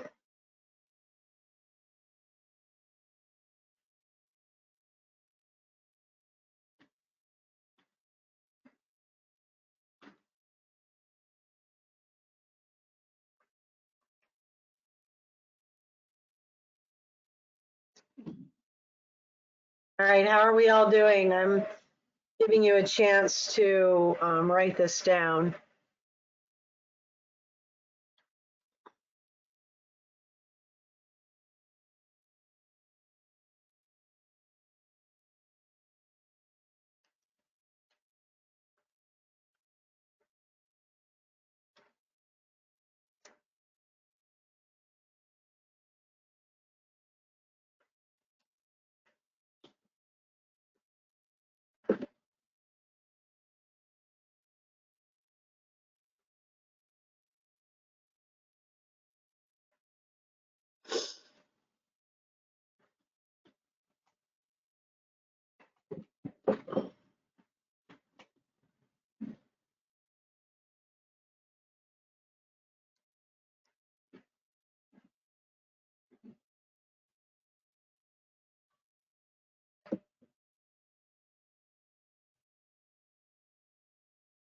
Okay, is everybody good?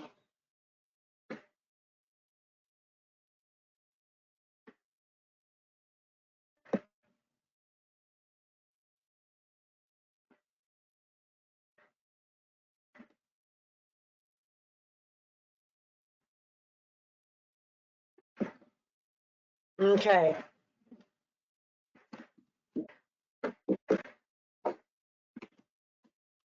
So at the bottom of this slide, we see two different types of bone cells that are responsible for building bone.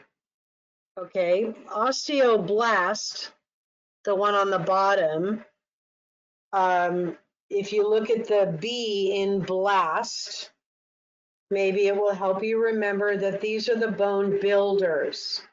These little bones, these little bone cells actually secrete both the calcified minerals and the collagen fibers that make up bone. Remember, bone is a connective tissue, and so it's the cell that creates the house it's going to live in, which is calcified minerals and collagen fibers in our cells, ground substance, and fibers category for connective tissue. Now, osteoclasts, on the other hand, even though they get a bad reputation, I use the C in class as a crusher, but they are bone resorbers. They secrete an acid that could dissolve sheet metal, and they resorb bone constantly, either for two reasons: to melt spongy bone into compact bone, or to dissolve the bone so that we can lay new bone. That's called bone remodeling. So osteoblasts in the center of the model begin to lay bone matrix over all that calcified cartilage. The calcified cartilage leaves a pattern that looks just like spongy bone. So when the cartilage calcifies, it has little arms sticking all around that kind of look like the spongy bone. And the first process to building bone is where the osteoblasts lay bone matrix over that calcified cartilage. So they lay minerals and they lay um, uh, collagen fibers. Okay, and what it's doing and what they're doing is they're making spongy bone. But then the next process inside is that the osteoclasts come in and they break down and resorb that spongy bone and they smooth it against the walls. They smooth it against the walls of the medullary cavity and they smooth it into compact bone. Okay, and this is what forms the diaphysis and then the medullary cavity inside. Okay, and those bone cells are all coming from this nutrient artery, and bone is building right around it. When we dissect the bone later, I'm usually pretty lucky about finding the actual nutrient foramen, because when the artery came in, it was still cartilage.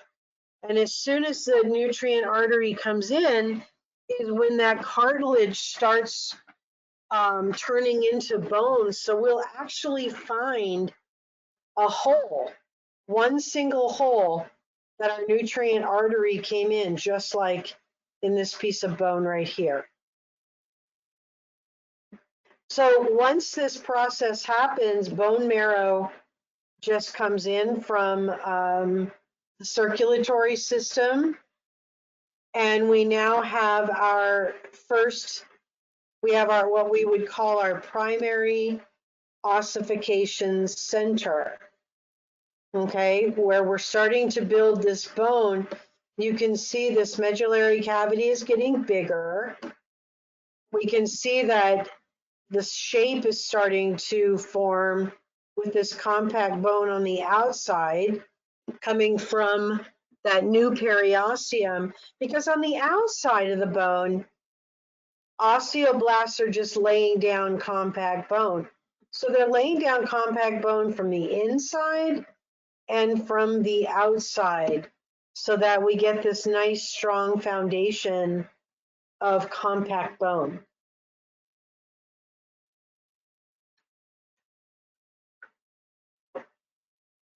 Okay. Anybody have any questions here?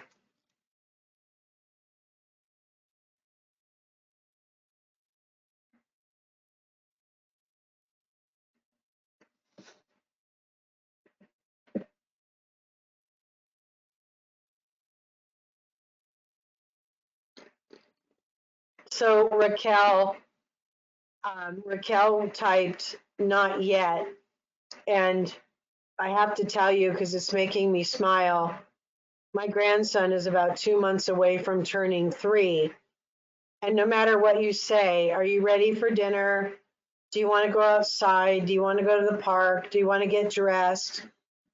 He says, not yet, not yet, just like that. So thank you, Raquel, for that smile.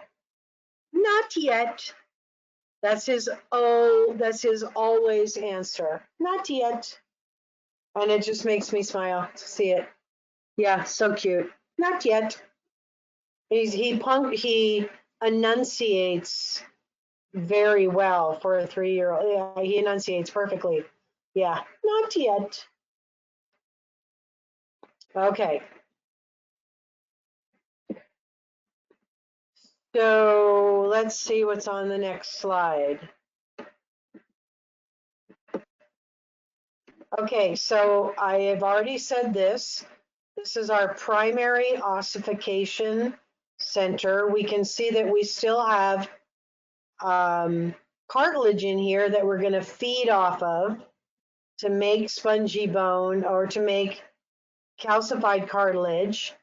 That's going to become spongy bone, and then it's going to be melted down into compact bone. And you can see that this is kind of happening at both ends. And basically what we're having is this bone is, this end of the bone is growing this way, and this end of the bone is growing this way. Okay, so at each end of the medullary cavity, cartilage cells from the epiphyses, so they'll continue to enlarge, burst, and calcify. Osteoblasts will continue to lay spongy bone over them. Osteoclasts will resorb and shape it into compact bone. And as we watch this process, this is how the ends of the long bone grow away from each other as the bone grows so much more in length than it does in width.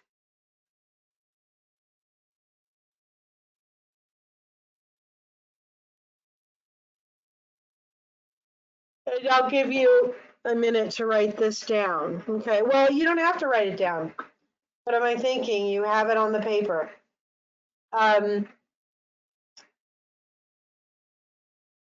So we're probably going to be looking at our secondary ossification center. So I'm pretty sure you all have pages 75 and 76, and this is on those pages.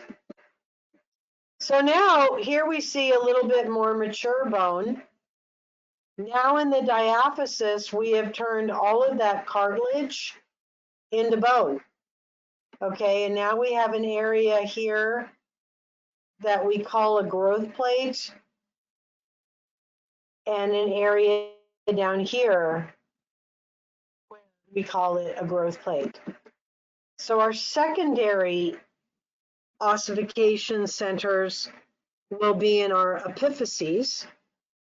So nutrient vessels will enter the epiphyses at each end, bringing nutrients and bone forming cells. Cartilage cells, again, as long as we have cartilage, our bone is going to continue to grow. The cartilage is multiplying and dividing, and the cartilage cells are dying, creating the model for spongy bone. Our osteoblasts come in and lay bone over the model, and then osteoclasts come in and resorb and reshape and replacing.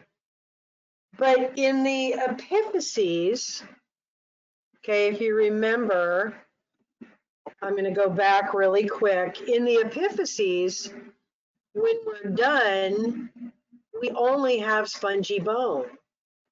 In the epiphyses, we only have spongy bone. That is because the bone growth stops at this point, and it doesn't make compact bone in the epiphyses because we need the airy quality and the lighter quality of the spongy bone in order to keep our bones light, number one, that we can actually carry them around with us because they're not solid.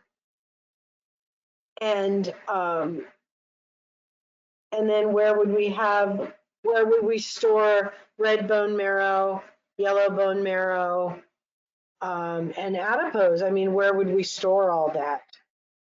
So remember that spongy bone gives bone strength, but at the same time, it makes it lighter and more manageable for our body to carry around.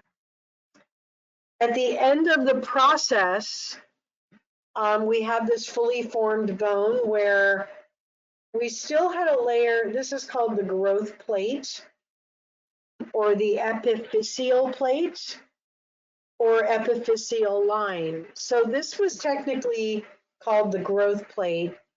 And before this bone was done forming, this growth plate was considered open and it still had cartilage in it.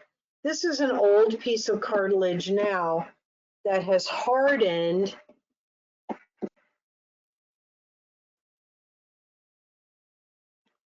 Is what message for you, Erica? I didn't send a message. Is there something I said? Let me know. So in a fully formed bone, or let's say even in a teenager, this is where a growth plate would be on this bone and a growth plate down here. If this is a fully formed bone, then these growth plates have been closed. But had they be open, there'd still be cartilage in here that would be feeding the medullary cavity, would be feeding the medullary cavity so this bone could continue to grow. So in a fully formed bone, we have a medullary cavity. We do have some spongy bone that remains in the diaphysis. And then of course, the entire diaphysis at both ends is spongy bone.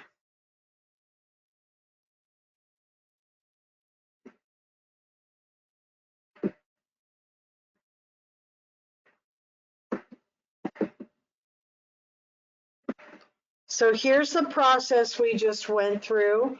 This is what's on your handout. The hyaline cartilage model forms.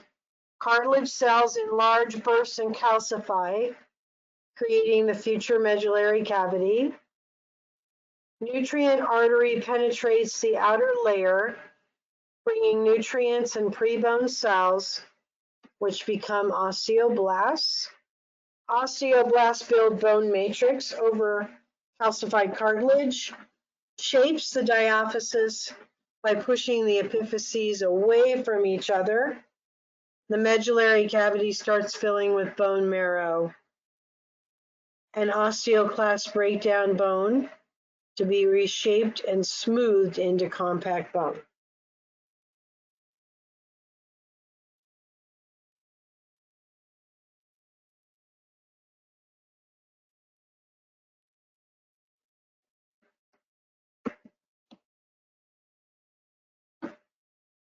So we have those primary ossification centers where the nutrient artery enters into the shaft or the diaphysis of the long bone. And then the secondary where the nutrient vessels enter the epiphyses.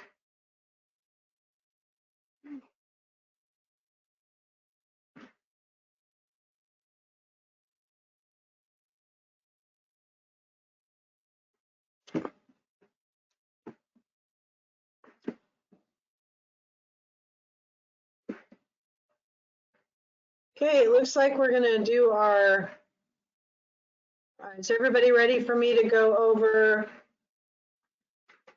the FYIs? Need me to go back to anything?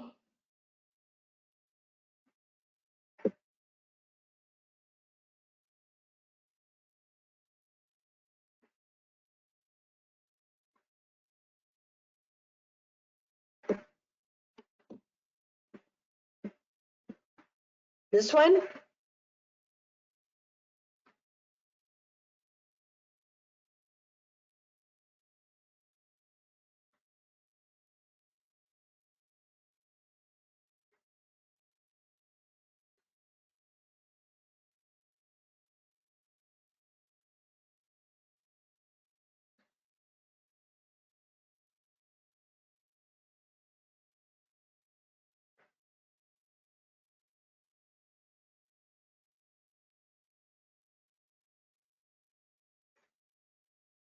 Are we good?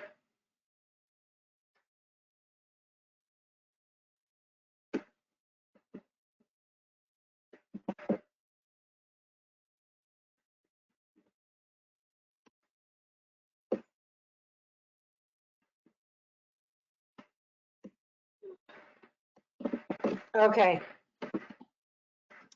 So osteoarthritis. Um, osteo, you know, now I hope, refers to bone. And arthritis, arthro, refers to joint. And then, of course, is inflammation. So osteoarthritis is known because we have many different forms of arthritis. Osteoarthritis is known as our wear and tear arthritis or inflammation of the knee. Okay, our wear and tear, meaning we overused the joint and now we have worn away cartilage and we've exposed bone. Bone doesn't like to be naked, so when you wear away the cartilage on bone and you have bone on bone, you get inflammation, you get swelling, you get pain, you get heat, and you know, it seems impossible. So you can see on this drawing, you have a nice smooth surface, both sides, but here you can even an osteophyte, which is a bone spur. You can see bone spurs starting to form because the body has a unique way of protecting itself. And if you start rubbing on a bone, it's just going to start growing. And it grows things like bone spurs. Okay, osteophytes. They're projections off of bone because it's just going to protect itself because it doesn't want to be rubbed the wrong way, so to speak. Okay.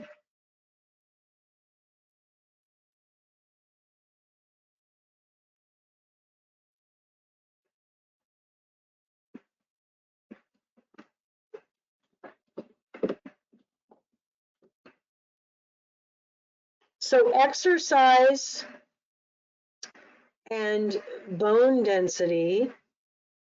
So when you take skeletal muscle and you contract the muscle, especially weight bearing exercise, when the tendon or the muscle fibers themselves pull on the periosteum, one very important thing happens. Two very important things happen. Number one, osteoblasts, the bone builders, they start working extra hard to build your bone. And the osteoclasts, the bone crunchers, are actually suppressed. Okay, they're suppressed. So when they talk about weight-bearing exercise being important, it's because it has a direct effect on how thick and strong your bones are. Okay, so if you don't pull on the periosteum, chances are if you're over 30 and you're not doing anything that pulls on your periosteum, then your bones are shrinking. Okay, what you don't use in the human body, you tend to lose. And bone is the big culprit there. Okay, bone is a big culprit. If you don't exercise them, they're just going to shrink.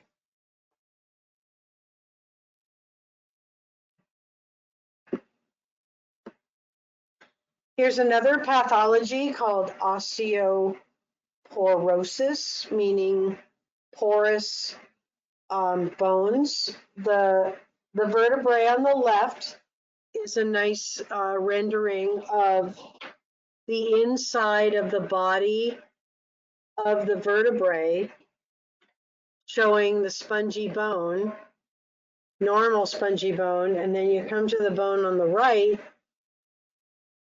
and it looks like a minefield. And so things like lack of exercise, poor diet, menopause, when a female's hormone levels go down, your body just thinks that, well, you know, you've gone through the change of life, you're probably close to dying.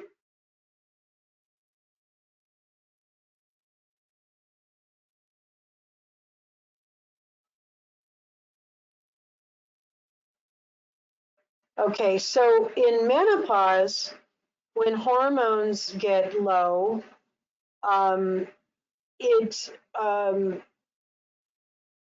I'm sorry, I lost my train of thought for a second. My husband must be tickling my ear.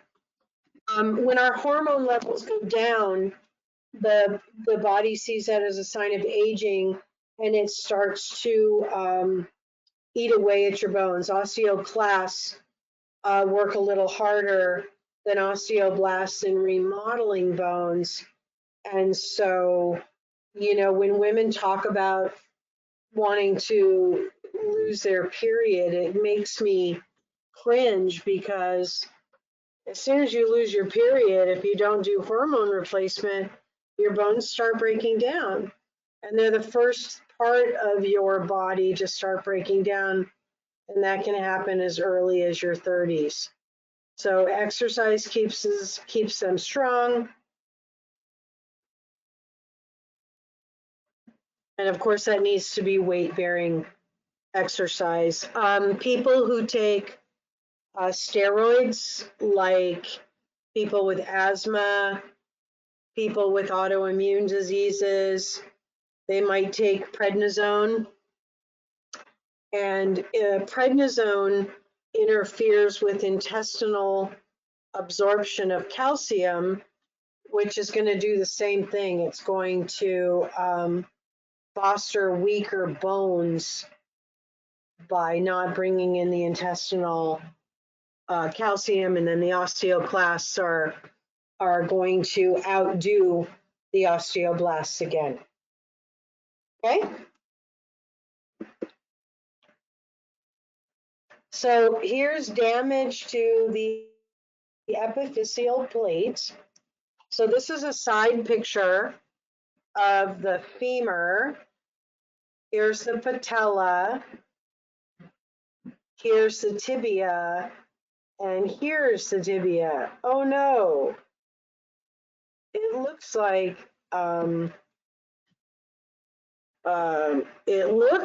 we've had a slipping off of the epiphyses, the epiphysis in the top of this tibia. Okay. So I'm going to go back a couple slides. If we were to pretend that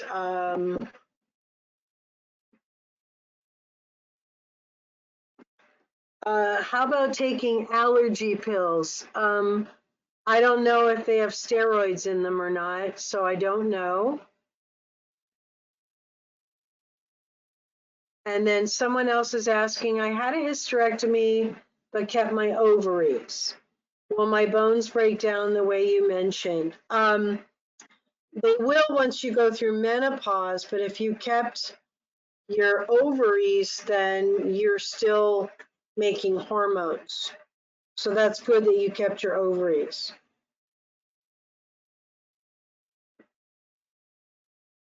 So the growth plate, the epiphyseal plate, if I come over and just kind of play with this picture here.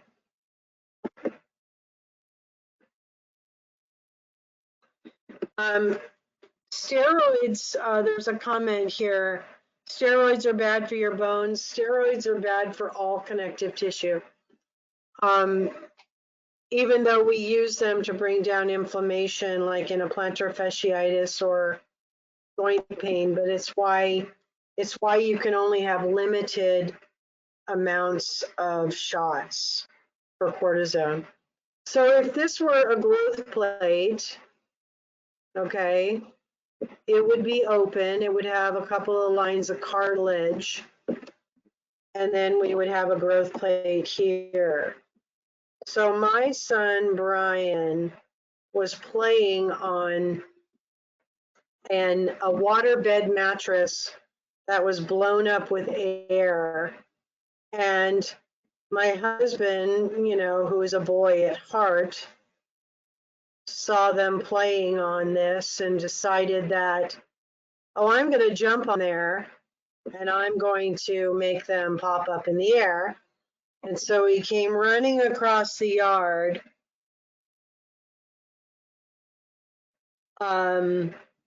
He came running across the yard and he popped my son, my 10-year-old son, into the air. And when he landed on C7. And so immediately I thought, oh my gosh, he's broken a growth plate. So we run off to the emergency room and they take an x-ray, and in your vertebrae, your growth plate is here. So when your vertebrae are growing, you have this open spot here where the cartilage is formed and feeds it to the rest of the bone as the bone grows and matures. And when we got the x-ray, we found out that he was fine and he would, his vertebrae would continue to grow. Okay, but if you do damage, like my nephew was, my nephew was jumping on our trampoline and his fibula, let's say this one on the left is a tibia, and then we have the fibula right next to it, and the growth plate is at the bottom and a growth plate at the top. And he was jumping and he broke his tibia and his fibula, and he broke them at the growth plate. Okay, he broke them both at the growth plate. Now he was 17 years old. Men typically grow until they're 25. Okay, women stop growing between 16 and 18, and men continue to grow until they're about 25. And so he went to the doctor and found out that both of the growth plates here were closed. And so now you pretend you have a whole nother tibia on this leg and a fibula over here with, you know, 1, 2, 3, 4 more growth plates. So you have 1, 2, 3, 4, 5, 6, 7, 8. So what happened with my nephew is he had to go have an x-ray every week, and the x-ray would see if there was any growth, any cartilage moving across the growth plates, okay, moving across the growth plates.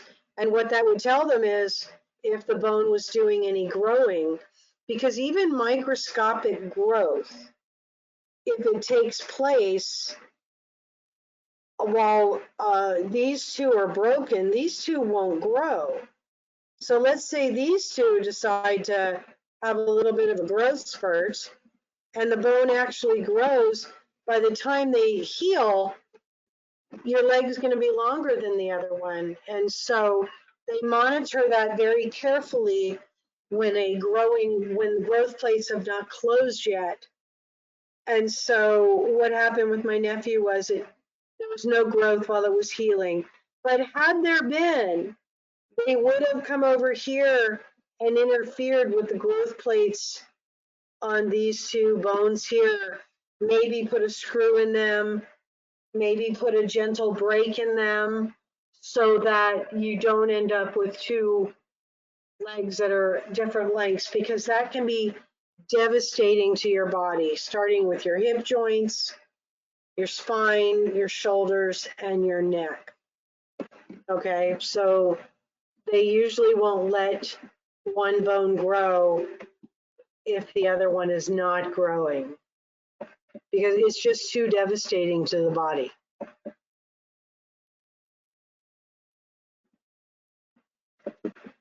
Well, I just got a text from Mindy and she's on her way to my house. Would you consider yoga a form of weight bearing, or does it have to involve actual weights? I do not, with yoga, you're stretching the tendons and you're pulling on the periosteum. So I would say yes, it does support keeping your bones strong. Samantha is commenting that in yoga, you're holding your own body weight. So I would go with yes.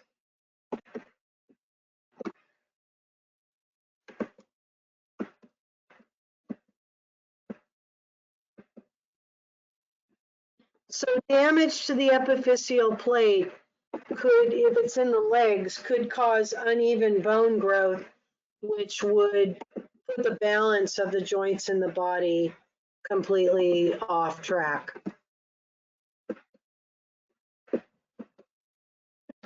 Osgood Schlatter is an inflammation at the tibial tuberosity from most likely bone growth. It's more common, I think, in girls than it is in boys. But if it gets really bad, the tendon inflames so badly that it starts to rip away from the tibial tuberosity, and it causes intense knee pain. And again, when you attack a bone, it will defend itself, and the tearing away of tearing away of the tendon from the tibial tuberosity is very offensive to the bone. And so they can get overgrowth of the tibial tuberosity. I've seen someone's that it came out a half an inch from their knee. Now, your tibial tuberosity is actually what you kneel on. So this can be very painful. I think we see it in soccer players, athletes overworking the quadriceps, and it then pulls on the tibial tuberosity, and then you get the inflammation.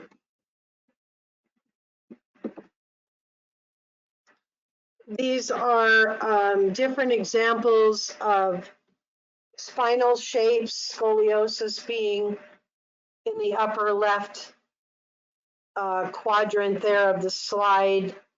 Scoliosis causes either an S pattern or an S and a twisting pattern, where it's going to be very devastating for the spine. Some kids have it congenitally. My wife's knees make noise when she walks, like cracking.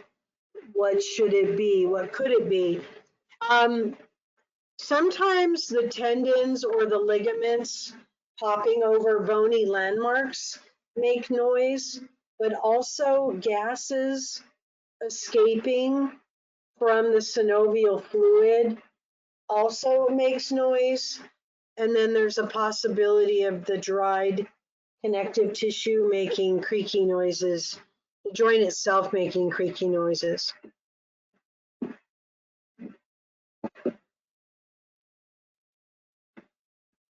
So we have lordosis, which is that exaggerated curve in the lumbar back.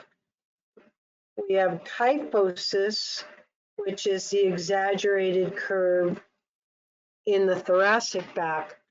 Your lordosis patients, clients, they absolutely need a bolster to lay down flat,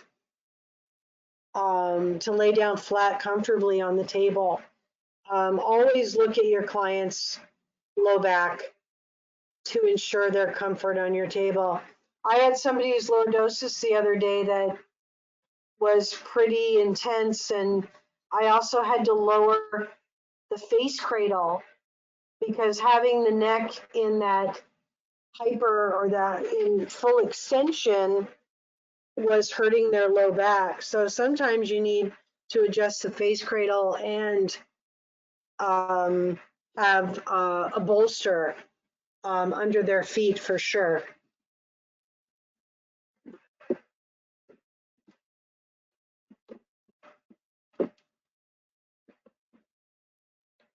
So here's just a little flow chart of shapes of spines from normal, kyphosis, lordosis, scoliosis, and then what it looks like when a scoliosis person bends over, depending on the degree of their scoliotic pattern.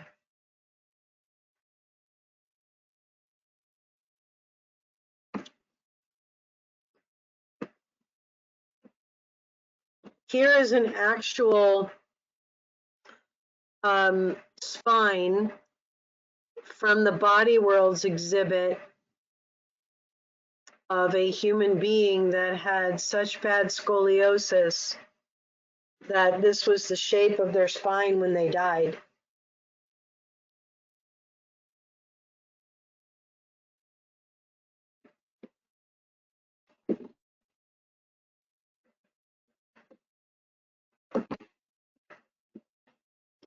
Go back to here.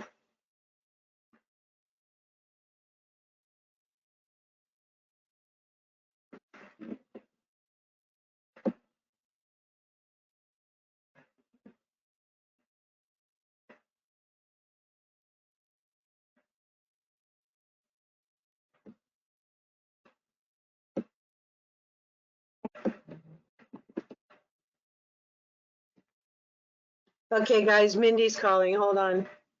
Yes, Mindy. Let me tell my kids you're here. Bye. All right, I'm gonna give you guys another slide. I gotta let Mindy in my house. And let me change slides. I'm gonna let you look at this for a second. Oh no, I'm gonna let you look at types of fractures while I go get Mindy, okay? So I'll be right back.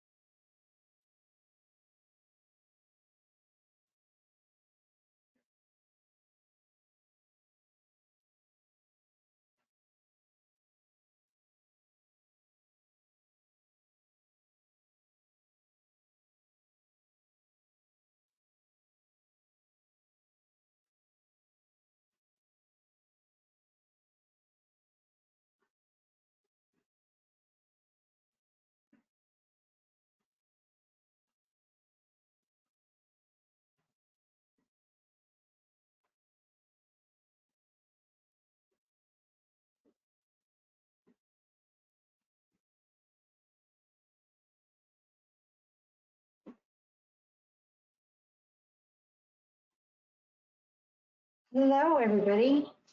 It's Mindy. I'm here.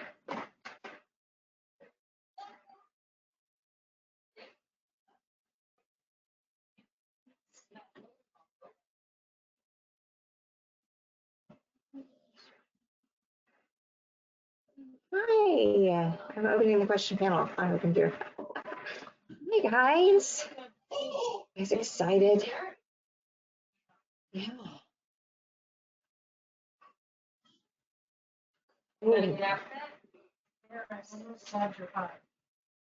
It's just going over fractures. All right. I opened your question panel so I can see everybody say hi. Sure. You let them know you're here. Yeah. Here, move.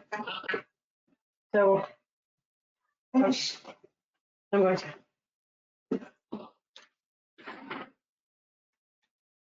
You excited to open surgery? That's funny. You guys are funny. Okay. Types of fractures. So the one on the left, it's an open or compound fracture. So a closed simple fracture is where a bone breaks into two pieces, but it does not, it does not break the skin. Okay, so a simple fracture, but an open or a compound fracture still breaks into two pieces, but it actually breaks through the skin. Bear's getting all excited about that bone. I know. All right, I really want to show you guys the video, so let me see if we can get to this. Comminuted. This actually happened to Raina's mom, where her humerus broke into about 6 pieces. And actually, this almost looks like Raina's mom's x-ray, even though I know it's not. So comminuted. Yes, Bear, you're gonna get the bone.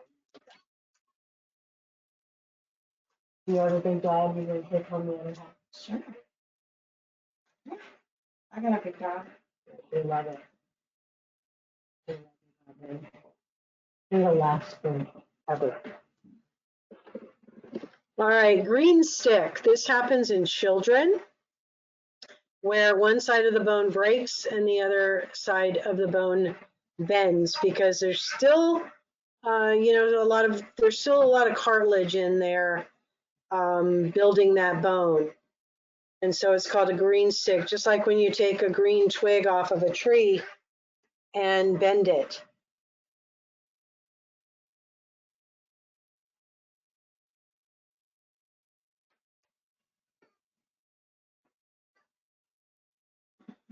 Okay.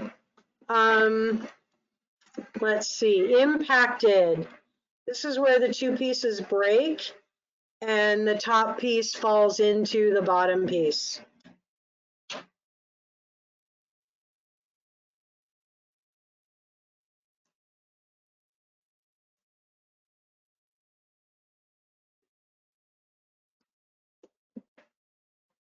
Okay, that's the end. Maybe since Mindy's here, we'll go ahead and do the bone surgery. And then with whatever time is left, we'll show the broken bone video. So if you guys want to take 5 minutes to go to the bathroom and stretch your legs while we get this all set up, go ahead and do that. We will start the bone dissection in just a couple of minutes. Let me, going on break. Yeah, it's just 5 minutes, guys. Just 5 minutes.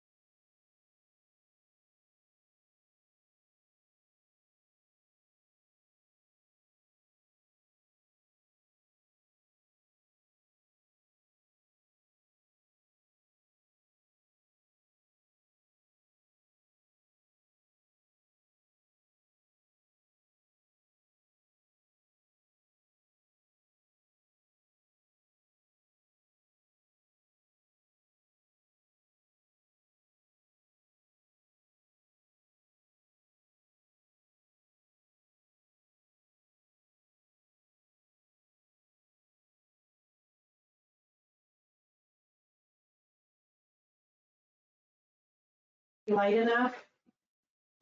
Or do we need the bedroom light on? Oh, You can Can I- show them there too, they'd like us to.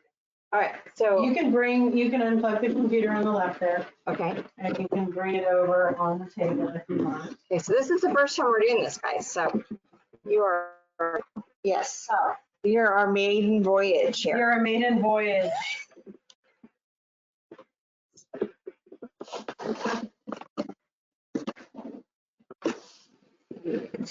Okay, all I see is me, so you're gonna take that Yes, off, I'm gonna right? take this off. Okay. All You right. wanna go over there? Yeah, I'm going to. I'm just checking the lights. Oh, yeah, do you want some light on? Probably. Okay, well, we can do this. Hello, everyone. This is our maiden voyage. Really quick, do you see Bear? Can you show Bear? He's waiting patiently for the bone to be ready so that he can chew on it. We're in my bedroom. And you guys can change your view on, how big you see your screen at any time. So, Yes, you can do that. So is everybody getting, oh yeah, hi Bear. Hola, Mindy. so we're good. All right, so let's Okay, remove this panel here. okay, How do I do this? How do I move this down? close, oh. You can kind of monitor any comments or Put it on the questions, break. unless Mindy was already going to Okay. do that. Oh, Dan can monitor the comment. Okay, Dan, can you do that so we can close it? I moved it. It's fine. Oh, okay. Hi, Dan. Hello, hi Mindy. All right. Okay, is everybody ready to look at the bone? Can we make ours bigger? I don't have no idea. I'm sure. How do we, oh, Dan, what do we do to make our screen bigger? I had a little Can we- tab in between the screen and I just pulled it down to make it bigger. It was really easy. But I don't know if it's the same for the presenter. The top one. And it does Always look like in there is front. quite a bit of highlight on the you might want to just shade it just a little bit as far as the light. So should we turn those down again?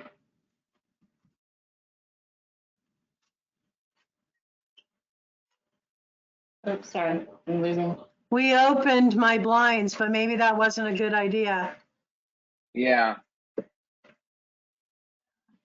I think maybe just. all I see Oh, now there, is is a that towel. getting, well, put it on the bone. Is that better? I think about. Let's see. I don't know. I can't see the bone. Do you have to get farther A little away bit, from the bone? but still, it's very bright on the bone. Okay, Turn them. all right, Yeah, that's here good. come the lights. It's shiny. Yeah, I think it's shining on it. Once you Is that take better? the top off, it'll be better, I bet. Oh yeah, Good. wait, Is that whatever better? you did there was better. Okay. Maybe if you were on that side. No, I think this one is better. Can you see the whole bone in the picture? Okay, we're gonna show you the bone from one end to the other. Can you guys? I don't.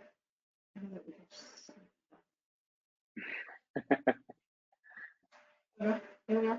Okay, so here we have a femur. Okay, everybody, this is a femur from a cow.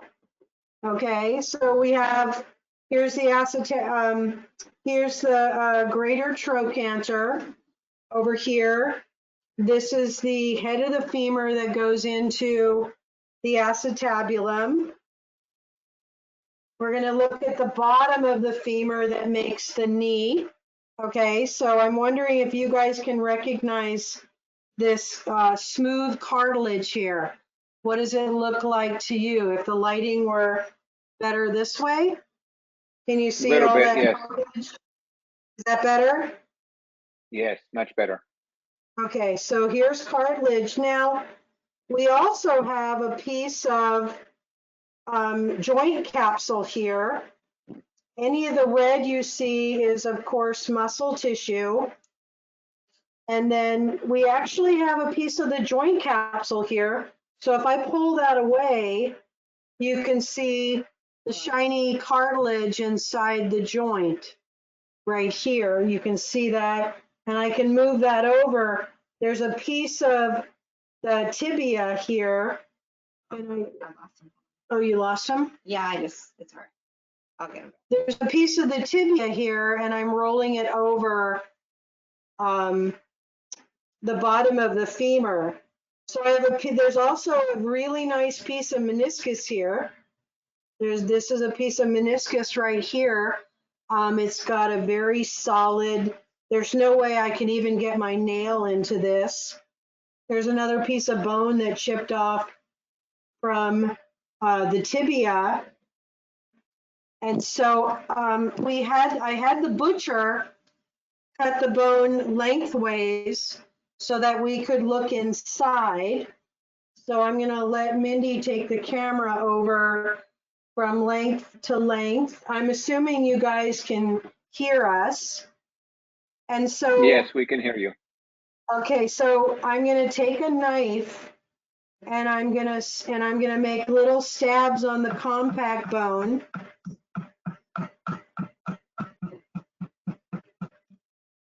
And then I'm going to go into the epiphysis here, and I'm going to make stabs in the spongy bone. You can actually feel it sounds like a hatchet going into crushing ice. Much different. Hold on, I'm gonna come right in on that. Okay. You can actually see me here picking out some pieces of spongy bone. And right underneath the spongy bone, you can see where the growth plate was in this end of the femur. This is the end, this is the knee joint right here, part of the knee joint is the orientation we have.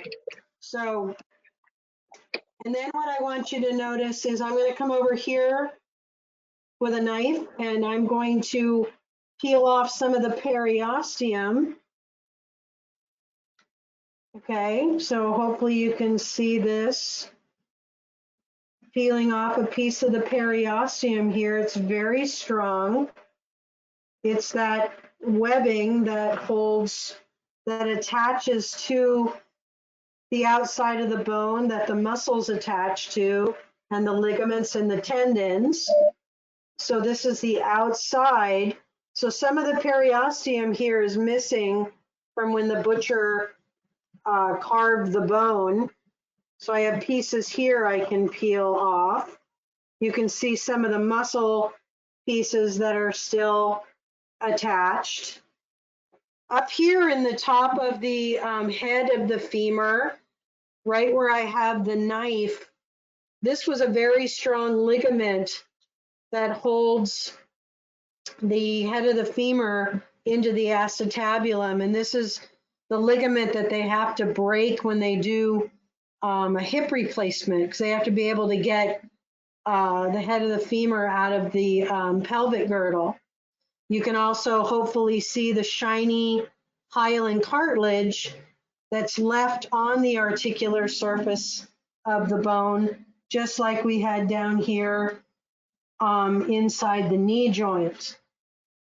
Okay, now I did promise I was going to try to find the nutrient artery.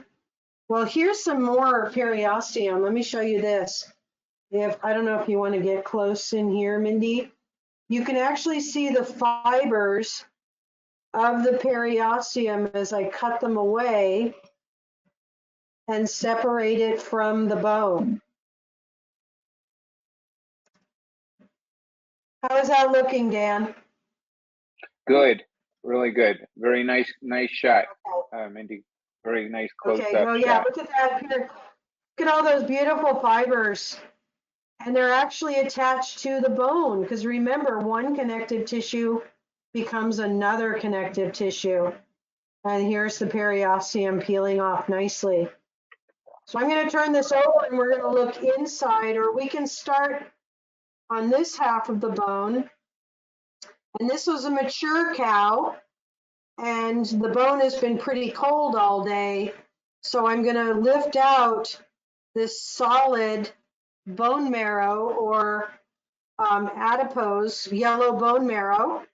You can see it's coming out in a solid piece, which my dog, or Mindy's dog, is going to enjoy in a little while. If I were to heat this up, it would become liquid. But if you look inside now, you can see the smooth walls of the medullary cavity made of compact bone. And you can see that the thickest part of the compact bone is where the bone started its initial growth, when it was just a little tiny hyaline cartilage model that then grew out and then grew in length.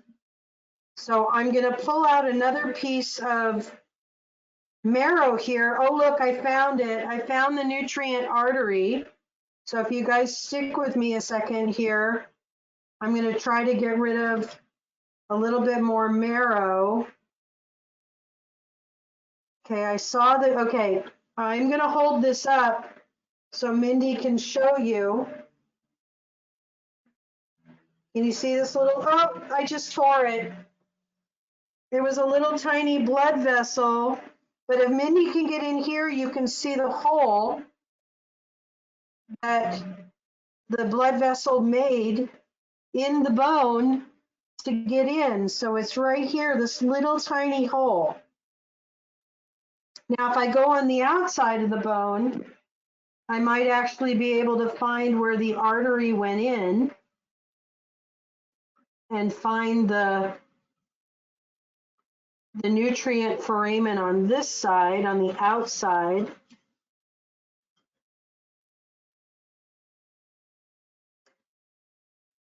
It's not always easy to find. I'm actually carving bone now, so I don't know if I'm going to be able to get to it.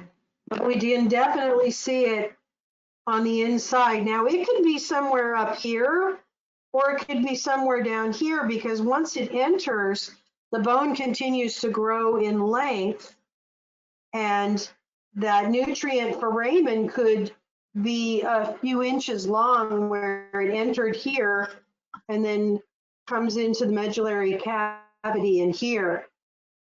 What other tissues do we need to look at? Here's the inside. The other side, again, we have bone marrow.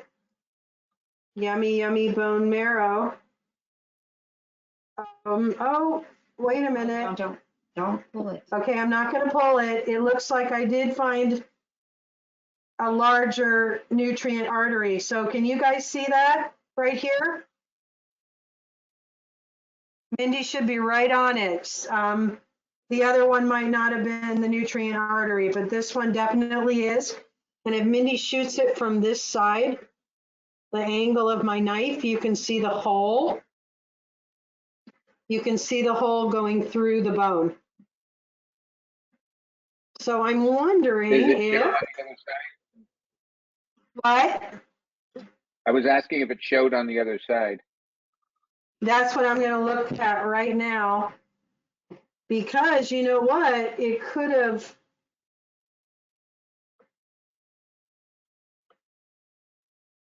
You know, Dan, you remember the students that boiled a bunch of our bones for us. And that's how we actually got to see the nutrient artery exit on the outside. Remember that? Because there was a hollow.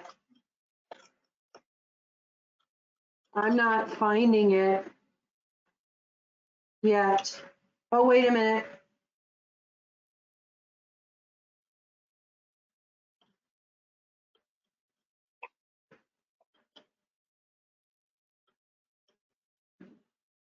No, I don't see a hole. Do you see a hole, Mindy? I do not. Okay, then it could have been, you know, the hole could be over here. but we don't always find the exit. But we definitely found the interior hole here. We definitely found that. And the more marrow that I pull away, the more we see of that large artery. See that? I'm going to pull the marrow off.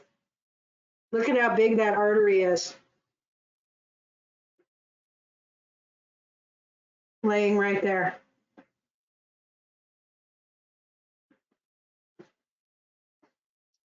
So of course we have fascia. We have a lot of fascia in here. We have connective tissue. Well, it's all connective tissue, right? We have a growth plate here, growth plate here, growth plates here, growth plates here. There's still lots of spongy bone in this end of the bone. It's hard to get the marrow out without actually melting it. But if I carve away, can you hear the crunchy bone breaking? The crunchy bone, the spongy bone breaking. Okay. So here's a piece of spongy bone. I know it looks like a fish bone.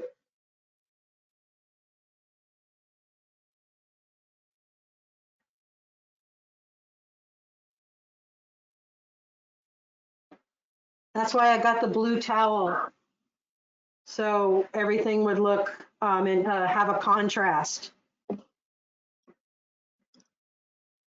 Here's a nice little patch of spongy bone right here that still had red bone marrow in it.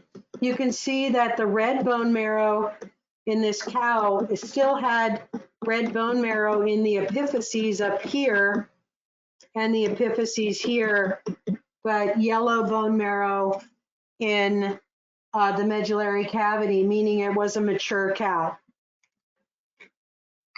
Okay. So how are we looking? Any questions, Dan? No, a comment that they could hear the spongy bone breaking and a pun intended holy cow comment. Holy cow. Holy cow. Wow, I sure wish I could find the hole. I'm surprised you can't with that size artery. I know, right? Well, I guess I'll just carve here another second. I mean, it makes sense that it would be it's definitely in this direction because that's the way the hole is going. Oh, wait a minute. There, is that it? Is this the other end? Look, we found it. Okay, guys, can you see? Here's the nutrient artery. It entered here and it came out here. Found it, Dan. Ha! Look at that. I can almost tug it through. So this is the main artery that was keeping the bone alive and helped to grow the bone. Okay, there's a comment. We are real murderers. We should all switch to vegan. Yeah, okay. They must not have O blood. They must not have O blood. God made me to eat beef. That's all I can say on that subject. And another comment that this is really hard to watch. And I know that a comment was made from a vegan, but I'm sure that Bear is not having a tough time watching this. No, and you know what? It's been so long. I have to apologize to everyone. It's been so long that we've done this that I completely forgot that, you know, Paula and Neha taught us to give honor to the animal that sacrificed its life for food and for us to have science in our classroom. So I deeply apologize that Mindy and I were so excited about actually having a bone because it's been so long that I apologize for that. We usually do give thanks to, I'll give thanks. we are giving them now, give thanks to our animal friends that sacrificed their life for our nourishment and our learning. So there you go. Mindy says it's 22 minutes to 4. Closer to 20. So I think we're going to go ahead and play the broken bone video right now while we get cleaned up. So I think it will probably end right at 4. So I'm going to have Mindy start that video real quick with her clean hands. With my With her clean hands. because I didn't touch anything. All right. So, turning my camera off, you guys. Bye, guys. Camera off. Open the red bar. Sharing. Show screen. Broken bone.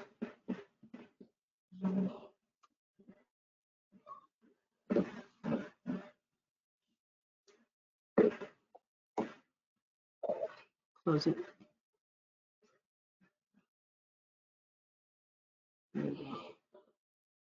And here's your video.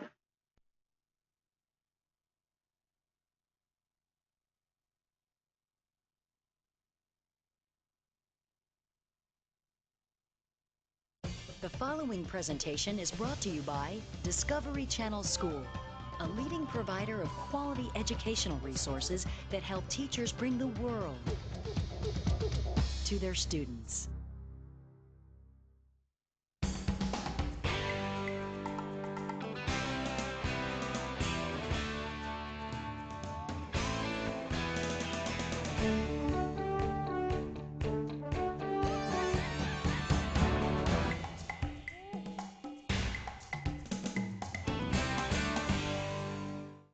Consider this before viewing Body Story, Broken Bones. Think of an injury when you cut yourself, broke a bone, or got a bruise. What steps did your body go through to repair itself? As you watch the program, pay attention to the body's process of reconstruction from the time of injury to complete recovery. Assignment Discovery now presents Body Story, Broken Bones.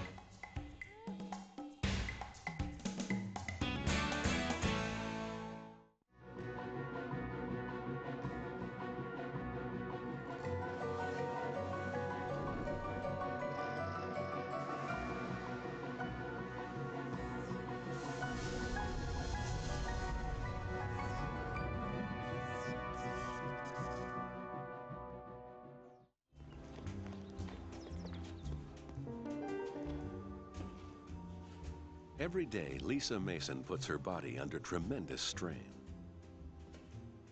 If it were a machine, it would break down in months. But the human body has an amazing capacity for self-maintenance and repair.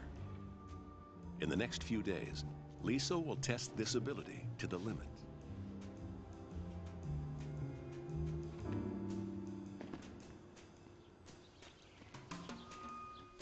To withstand the pressure that Lisa puts on it, her body needs to be incredibly strong. The strength lies in her bones. Bones resist compression forces twice as much as granite, yet they are just 1/5 the weight of steel. Deep inside, bone isn't solid. It's made of interconnecting arches like a honeycomb housing nerves and blood vessels. These arches are built of a composite material, a mixture of tough minerals like calcium and phosphate, and a flexible protein called collagen.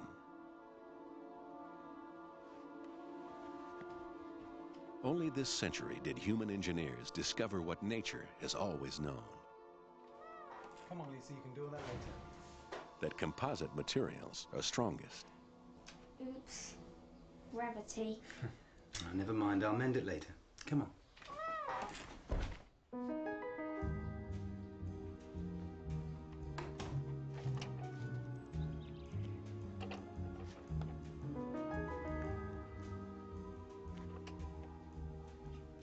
Lisa's bones aren't just composite, they're smart. Their interior honeycomb structure continually adapts to the way she uses them.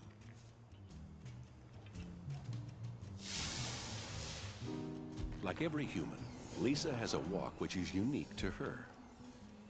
And her leg bones have evolved a unique structure to match. Their tiny inner arches have grown into a pattern designed to disperse the impact of her walk and to protect her delicate joints. If the way she walks were to change, through injury for example, the arches inside her bones would quickly realign themselves.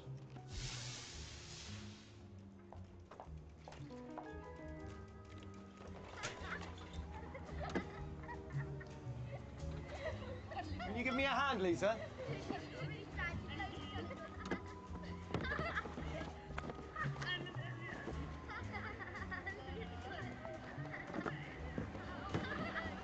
She responded, she knows her name.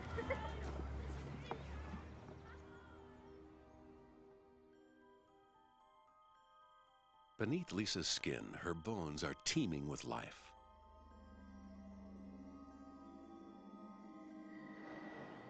Full of blood vessels and nerves, they're as alive as her heart or her brain. Inhabiting their interior landscape are millions of microscopic life forms whose job it is to keep Lisa's skeleton in a state of eternal youth.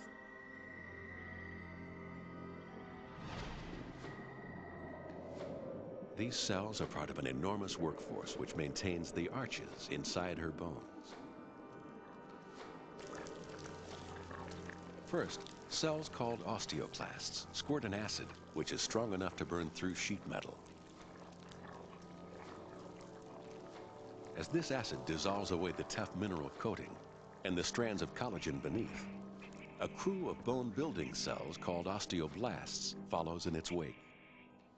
These cells lay down new collagen and coat it with a fresh frost of minerals.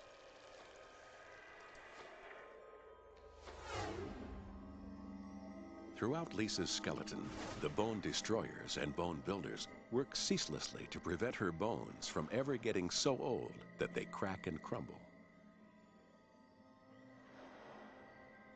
Around 10% of her bone is replaced every year. Over time, the process will slow down. But even if Lisa lives to be 95, none of her bones will be more than 20 years old.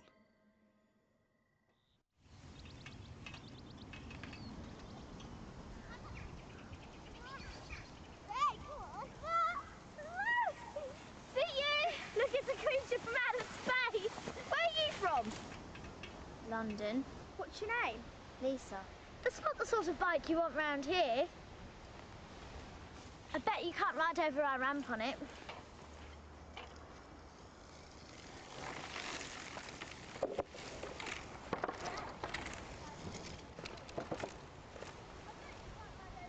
Come on then! Sometimes the human body is called upon to do more than gradual renewal and repair. Sometimes it has to deal with a major catastrophe.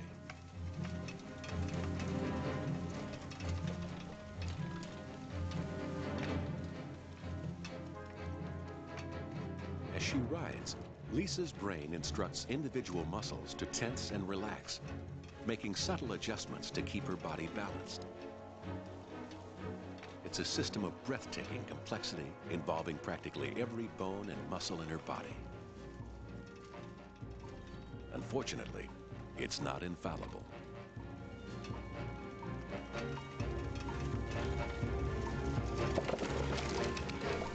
Watch out for that rock!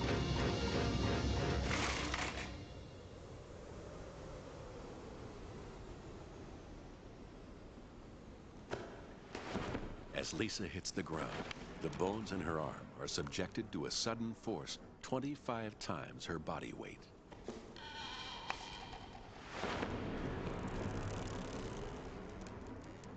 Despite Bone's incredible strength, under this much pressure, their narrow part is designed to break. Her radius bone snaps in order to prevent damage to the rest of Lisa's body. Lisa! Lisa! I'm okay. We better get her mom. Yeah, right now. Inside Lisa's bone, there is carnage. The intricate arches have been smashed to pieces. Hundreds of tiny blood vessels have been severed. Battered pain nerves send frantic signals up her spinal cord to her brain. Her brain responds by releasing its own natural morphine called endorphins, which mute the pain signals to almost nothing.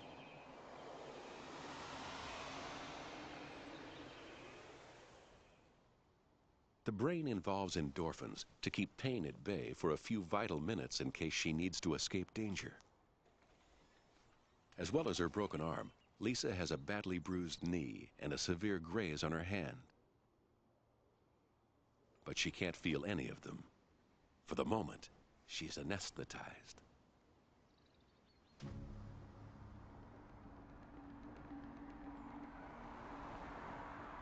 Ten minutes after the accident, Lisa's endorphins have worn off.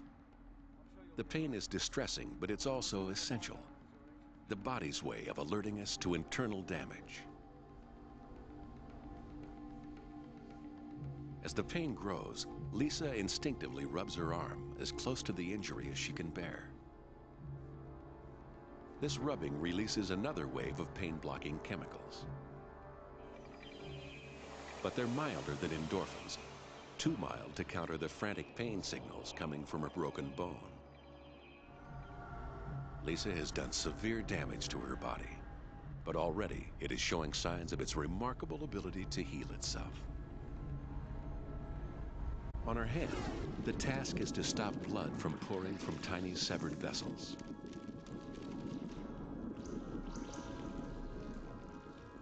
Specialist blood cells called platelets change their shape as they come into contact with damaged flesh. They turn into tiny spheres which lock together and plug the wound.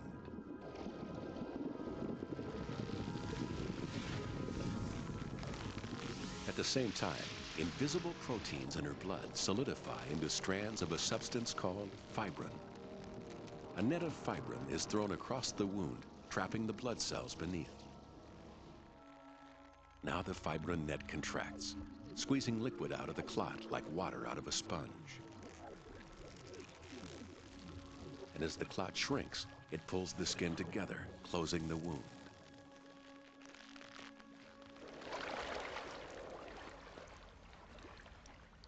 One quick blast of water and the body's careful repair is washed away. But once Lisa's wound is cleaned, It's hurting. it will start to heal again as swiftly as before.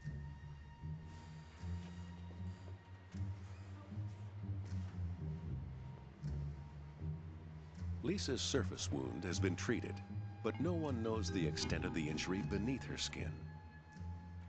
Yet without waiting for the doctor, her damaged arm is summoning help from her own body. The battered tissues around the fracture send out chemical signals which make her arm swell to double its normal size. The swelling is caused by blood vessels in her arm dilating. Fluid passes from the blood into the surrounding tissue, flooding the fracture site with oxygen and other nutrients.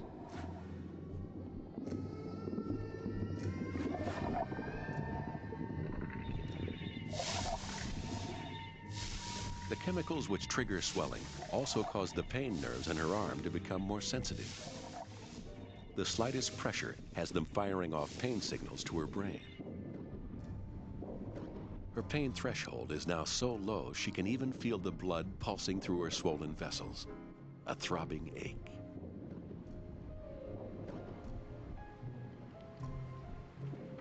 But once again, pain has a purpose.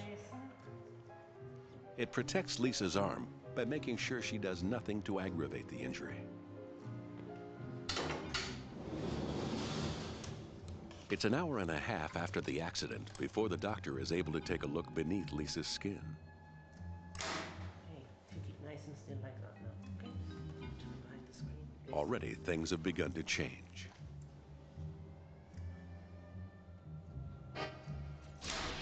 Just as on the surface of her hand, blood is clotting inside her fractured bone. But so many blood vessels have been severed that it will take another half an hour for the flow of blood into the break to completely stop. The result will be a huge blood clot enveloping the entire fracture, a hematoma.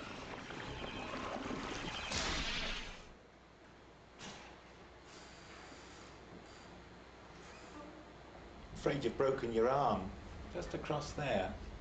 That must have been a spectacular fall. What bone have I broken? Look, there's 2 bones there. There's very little the doctors can do for Lisa. They can set her arm in plaster, but her self-healing processes must do the rest. In a few weeks, it'll be as right as rain. Once the hematoma around the fracture is fully formed, her body will perform a miracle and transform this massive clot from blood to bone. Oh, I'm sorry. I can't find the knives and forks anywhere. Wait till I see those girls again. It wasn't their fault, you know, Mum. Excuse fingers. Lisa's body is faced with a massive repair job. To mend the broken bone in her arm, she needs thousands of bone-building cells, and quickly.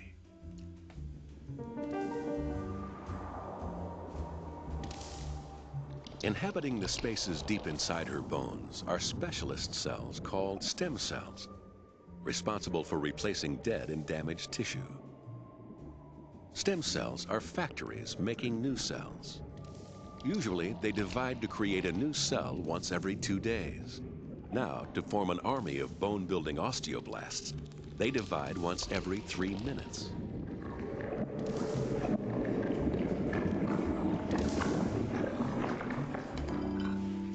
And it doesn't sound as if they were being very friendly to me, Lisa. You just don't understand kids these days, do you, Dad? That bit goes there.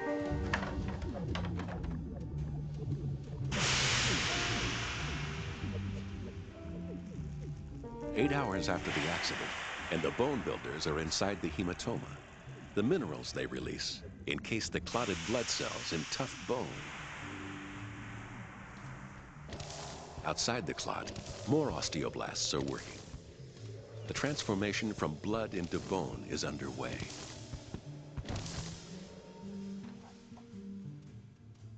Lisa's body is doing what no machine can ever do.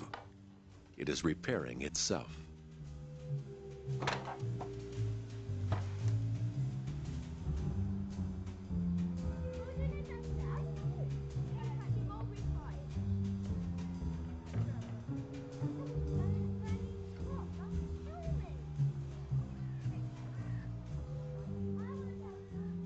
Repair work is going on all over Lisa's body.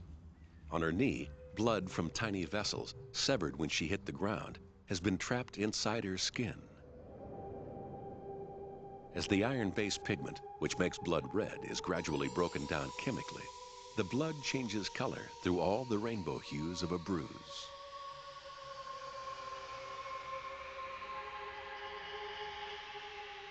In the space of just 5 days, her body clears the blood away completely.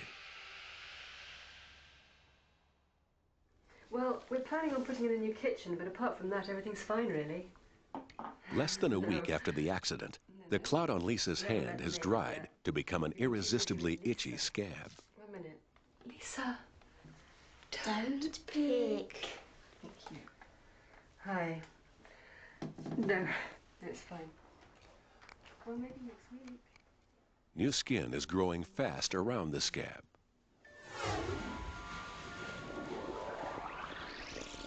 A millimeter beneath the surface, stem cells are dividing to create new skin cells. The new cells are pushed up to replace the damaged skin above. Lisa's scab begins to loosen and is easier to pull off. No, it's fine. Maybe. I'll get it. No, it's fine. My mum said I should bring these for you. Thanks. Wow, is it broken?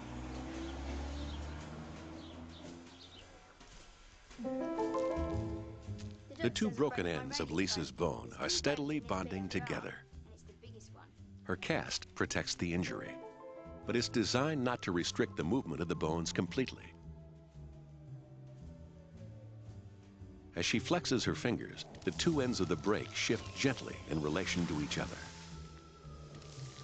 This movement generates tiny electric currents which seem to invigorate the work of the bone builders.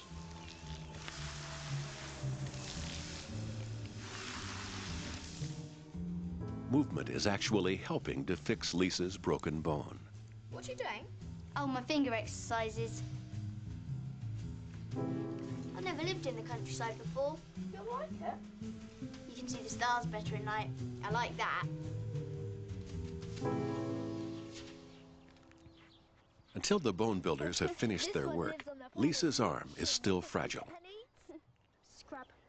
Scrub. So her pain nerves have remained sensitive in an effort to protect her. Where's the green pen? Ow! Sorry. Don't worry. But her body is mending at a remarkable rate. On her hand, new skin is laid down in such a hurry that there's no time to replicate the pattern of the original skin.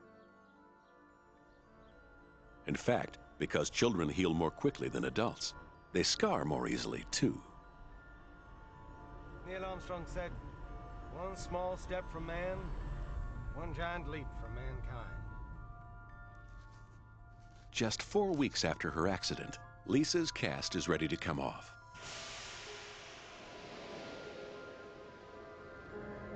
Deep inside, the hematoma is almost pure bone. The bone builders are finishing their work, and in the process, something quite remarkable happens. They deliberately wall themselves in. Then they send out filaments like tiny antennae to broadcast from their prisons of bone. Why they do this isn't fully understood, but throughout Lisa's skeleton, thousands of walled-in bone builders are sending out signals. Somehow, they are part of the complex process by which her bones adapt to the stresses and strains which Lisa puts on them.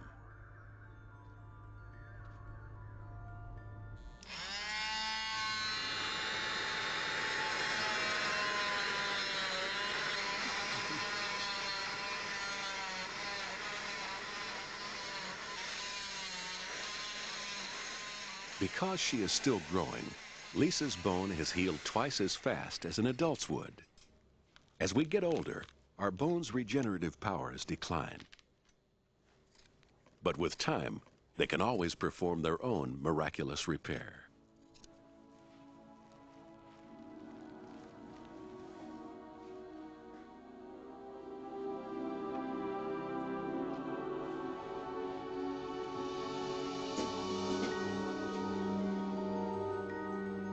Under her skin, the hematoma has been transformed into a solid ball of bone. Twice as thick and strong as the original bone which was there.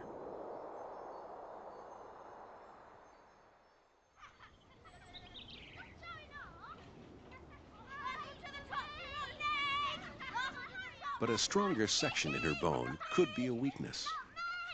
If Lisa were to fall on her arm again, her radius might not break in the way nature intended. She could do herself even more serious damage. So in Lisa's arm, the bone destroyers, the osteoclasts, stir into life. With jets of acid, they begin dissolving away the thick, over-repaired bone. They will continue to resculpt it until it is exactly the shape it would have been had it grown normally and never been broken. Although it's only taken a month to fix the bone, The bone destroyers will keep sculpting for another whole year. By next summer, the bone destroyers will also have carved tunnels through the inside of the bone, perfectly restoring its intricate arches.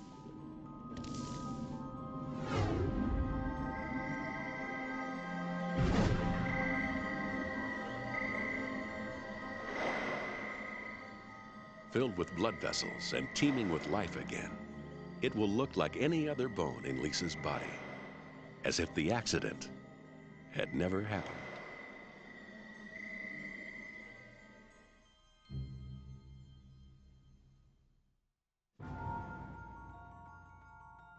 Keep watching discussion topics and activity and resources for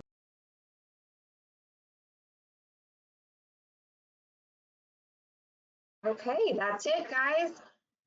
Well, thanks for hanging out with us for the rest of the video and have a wonderful day. Yeah, I ended it. Oh, you ended it? It stopped while it was playing the credits. Oh, awesome. Yeah, so we're good. We're good. We are good. Thank you, guys.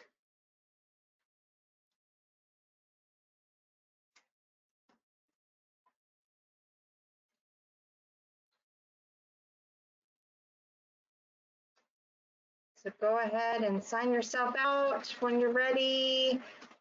If you have any questions. Hold on till Wednesday. And I will see you guys Wednesday night. Oh, Woo-hoo.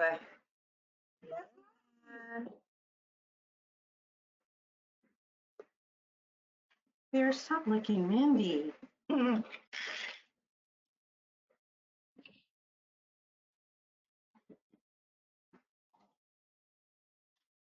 gonna email something to myself. So if you want to kick them out, it's okay with me. All right. Goodbye, everybody.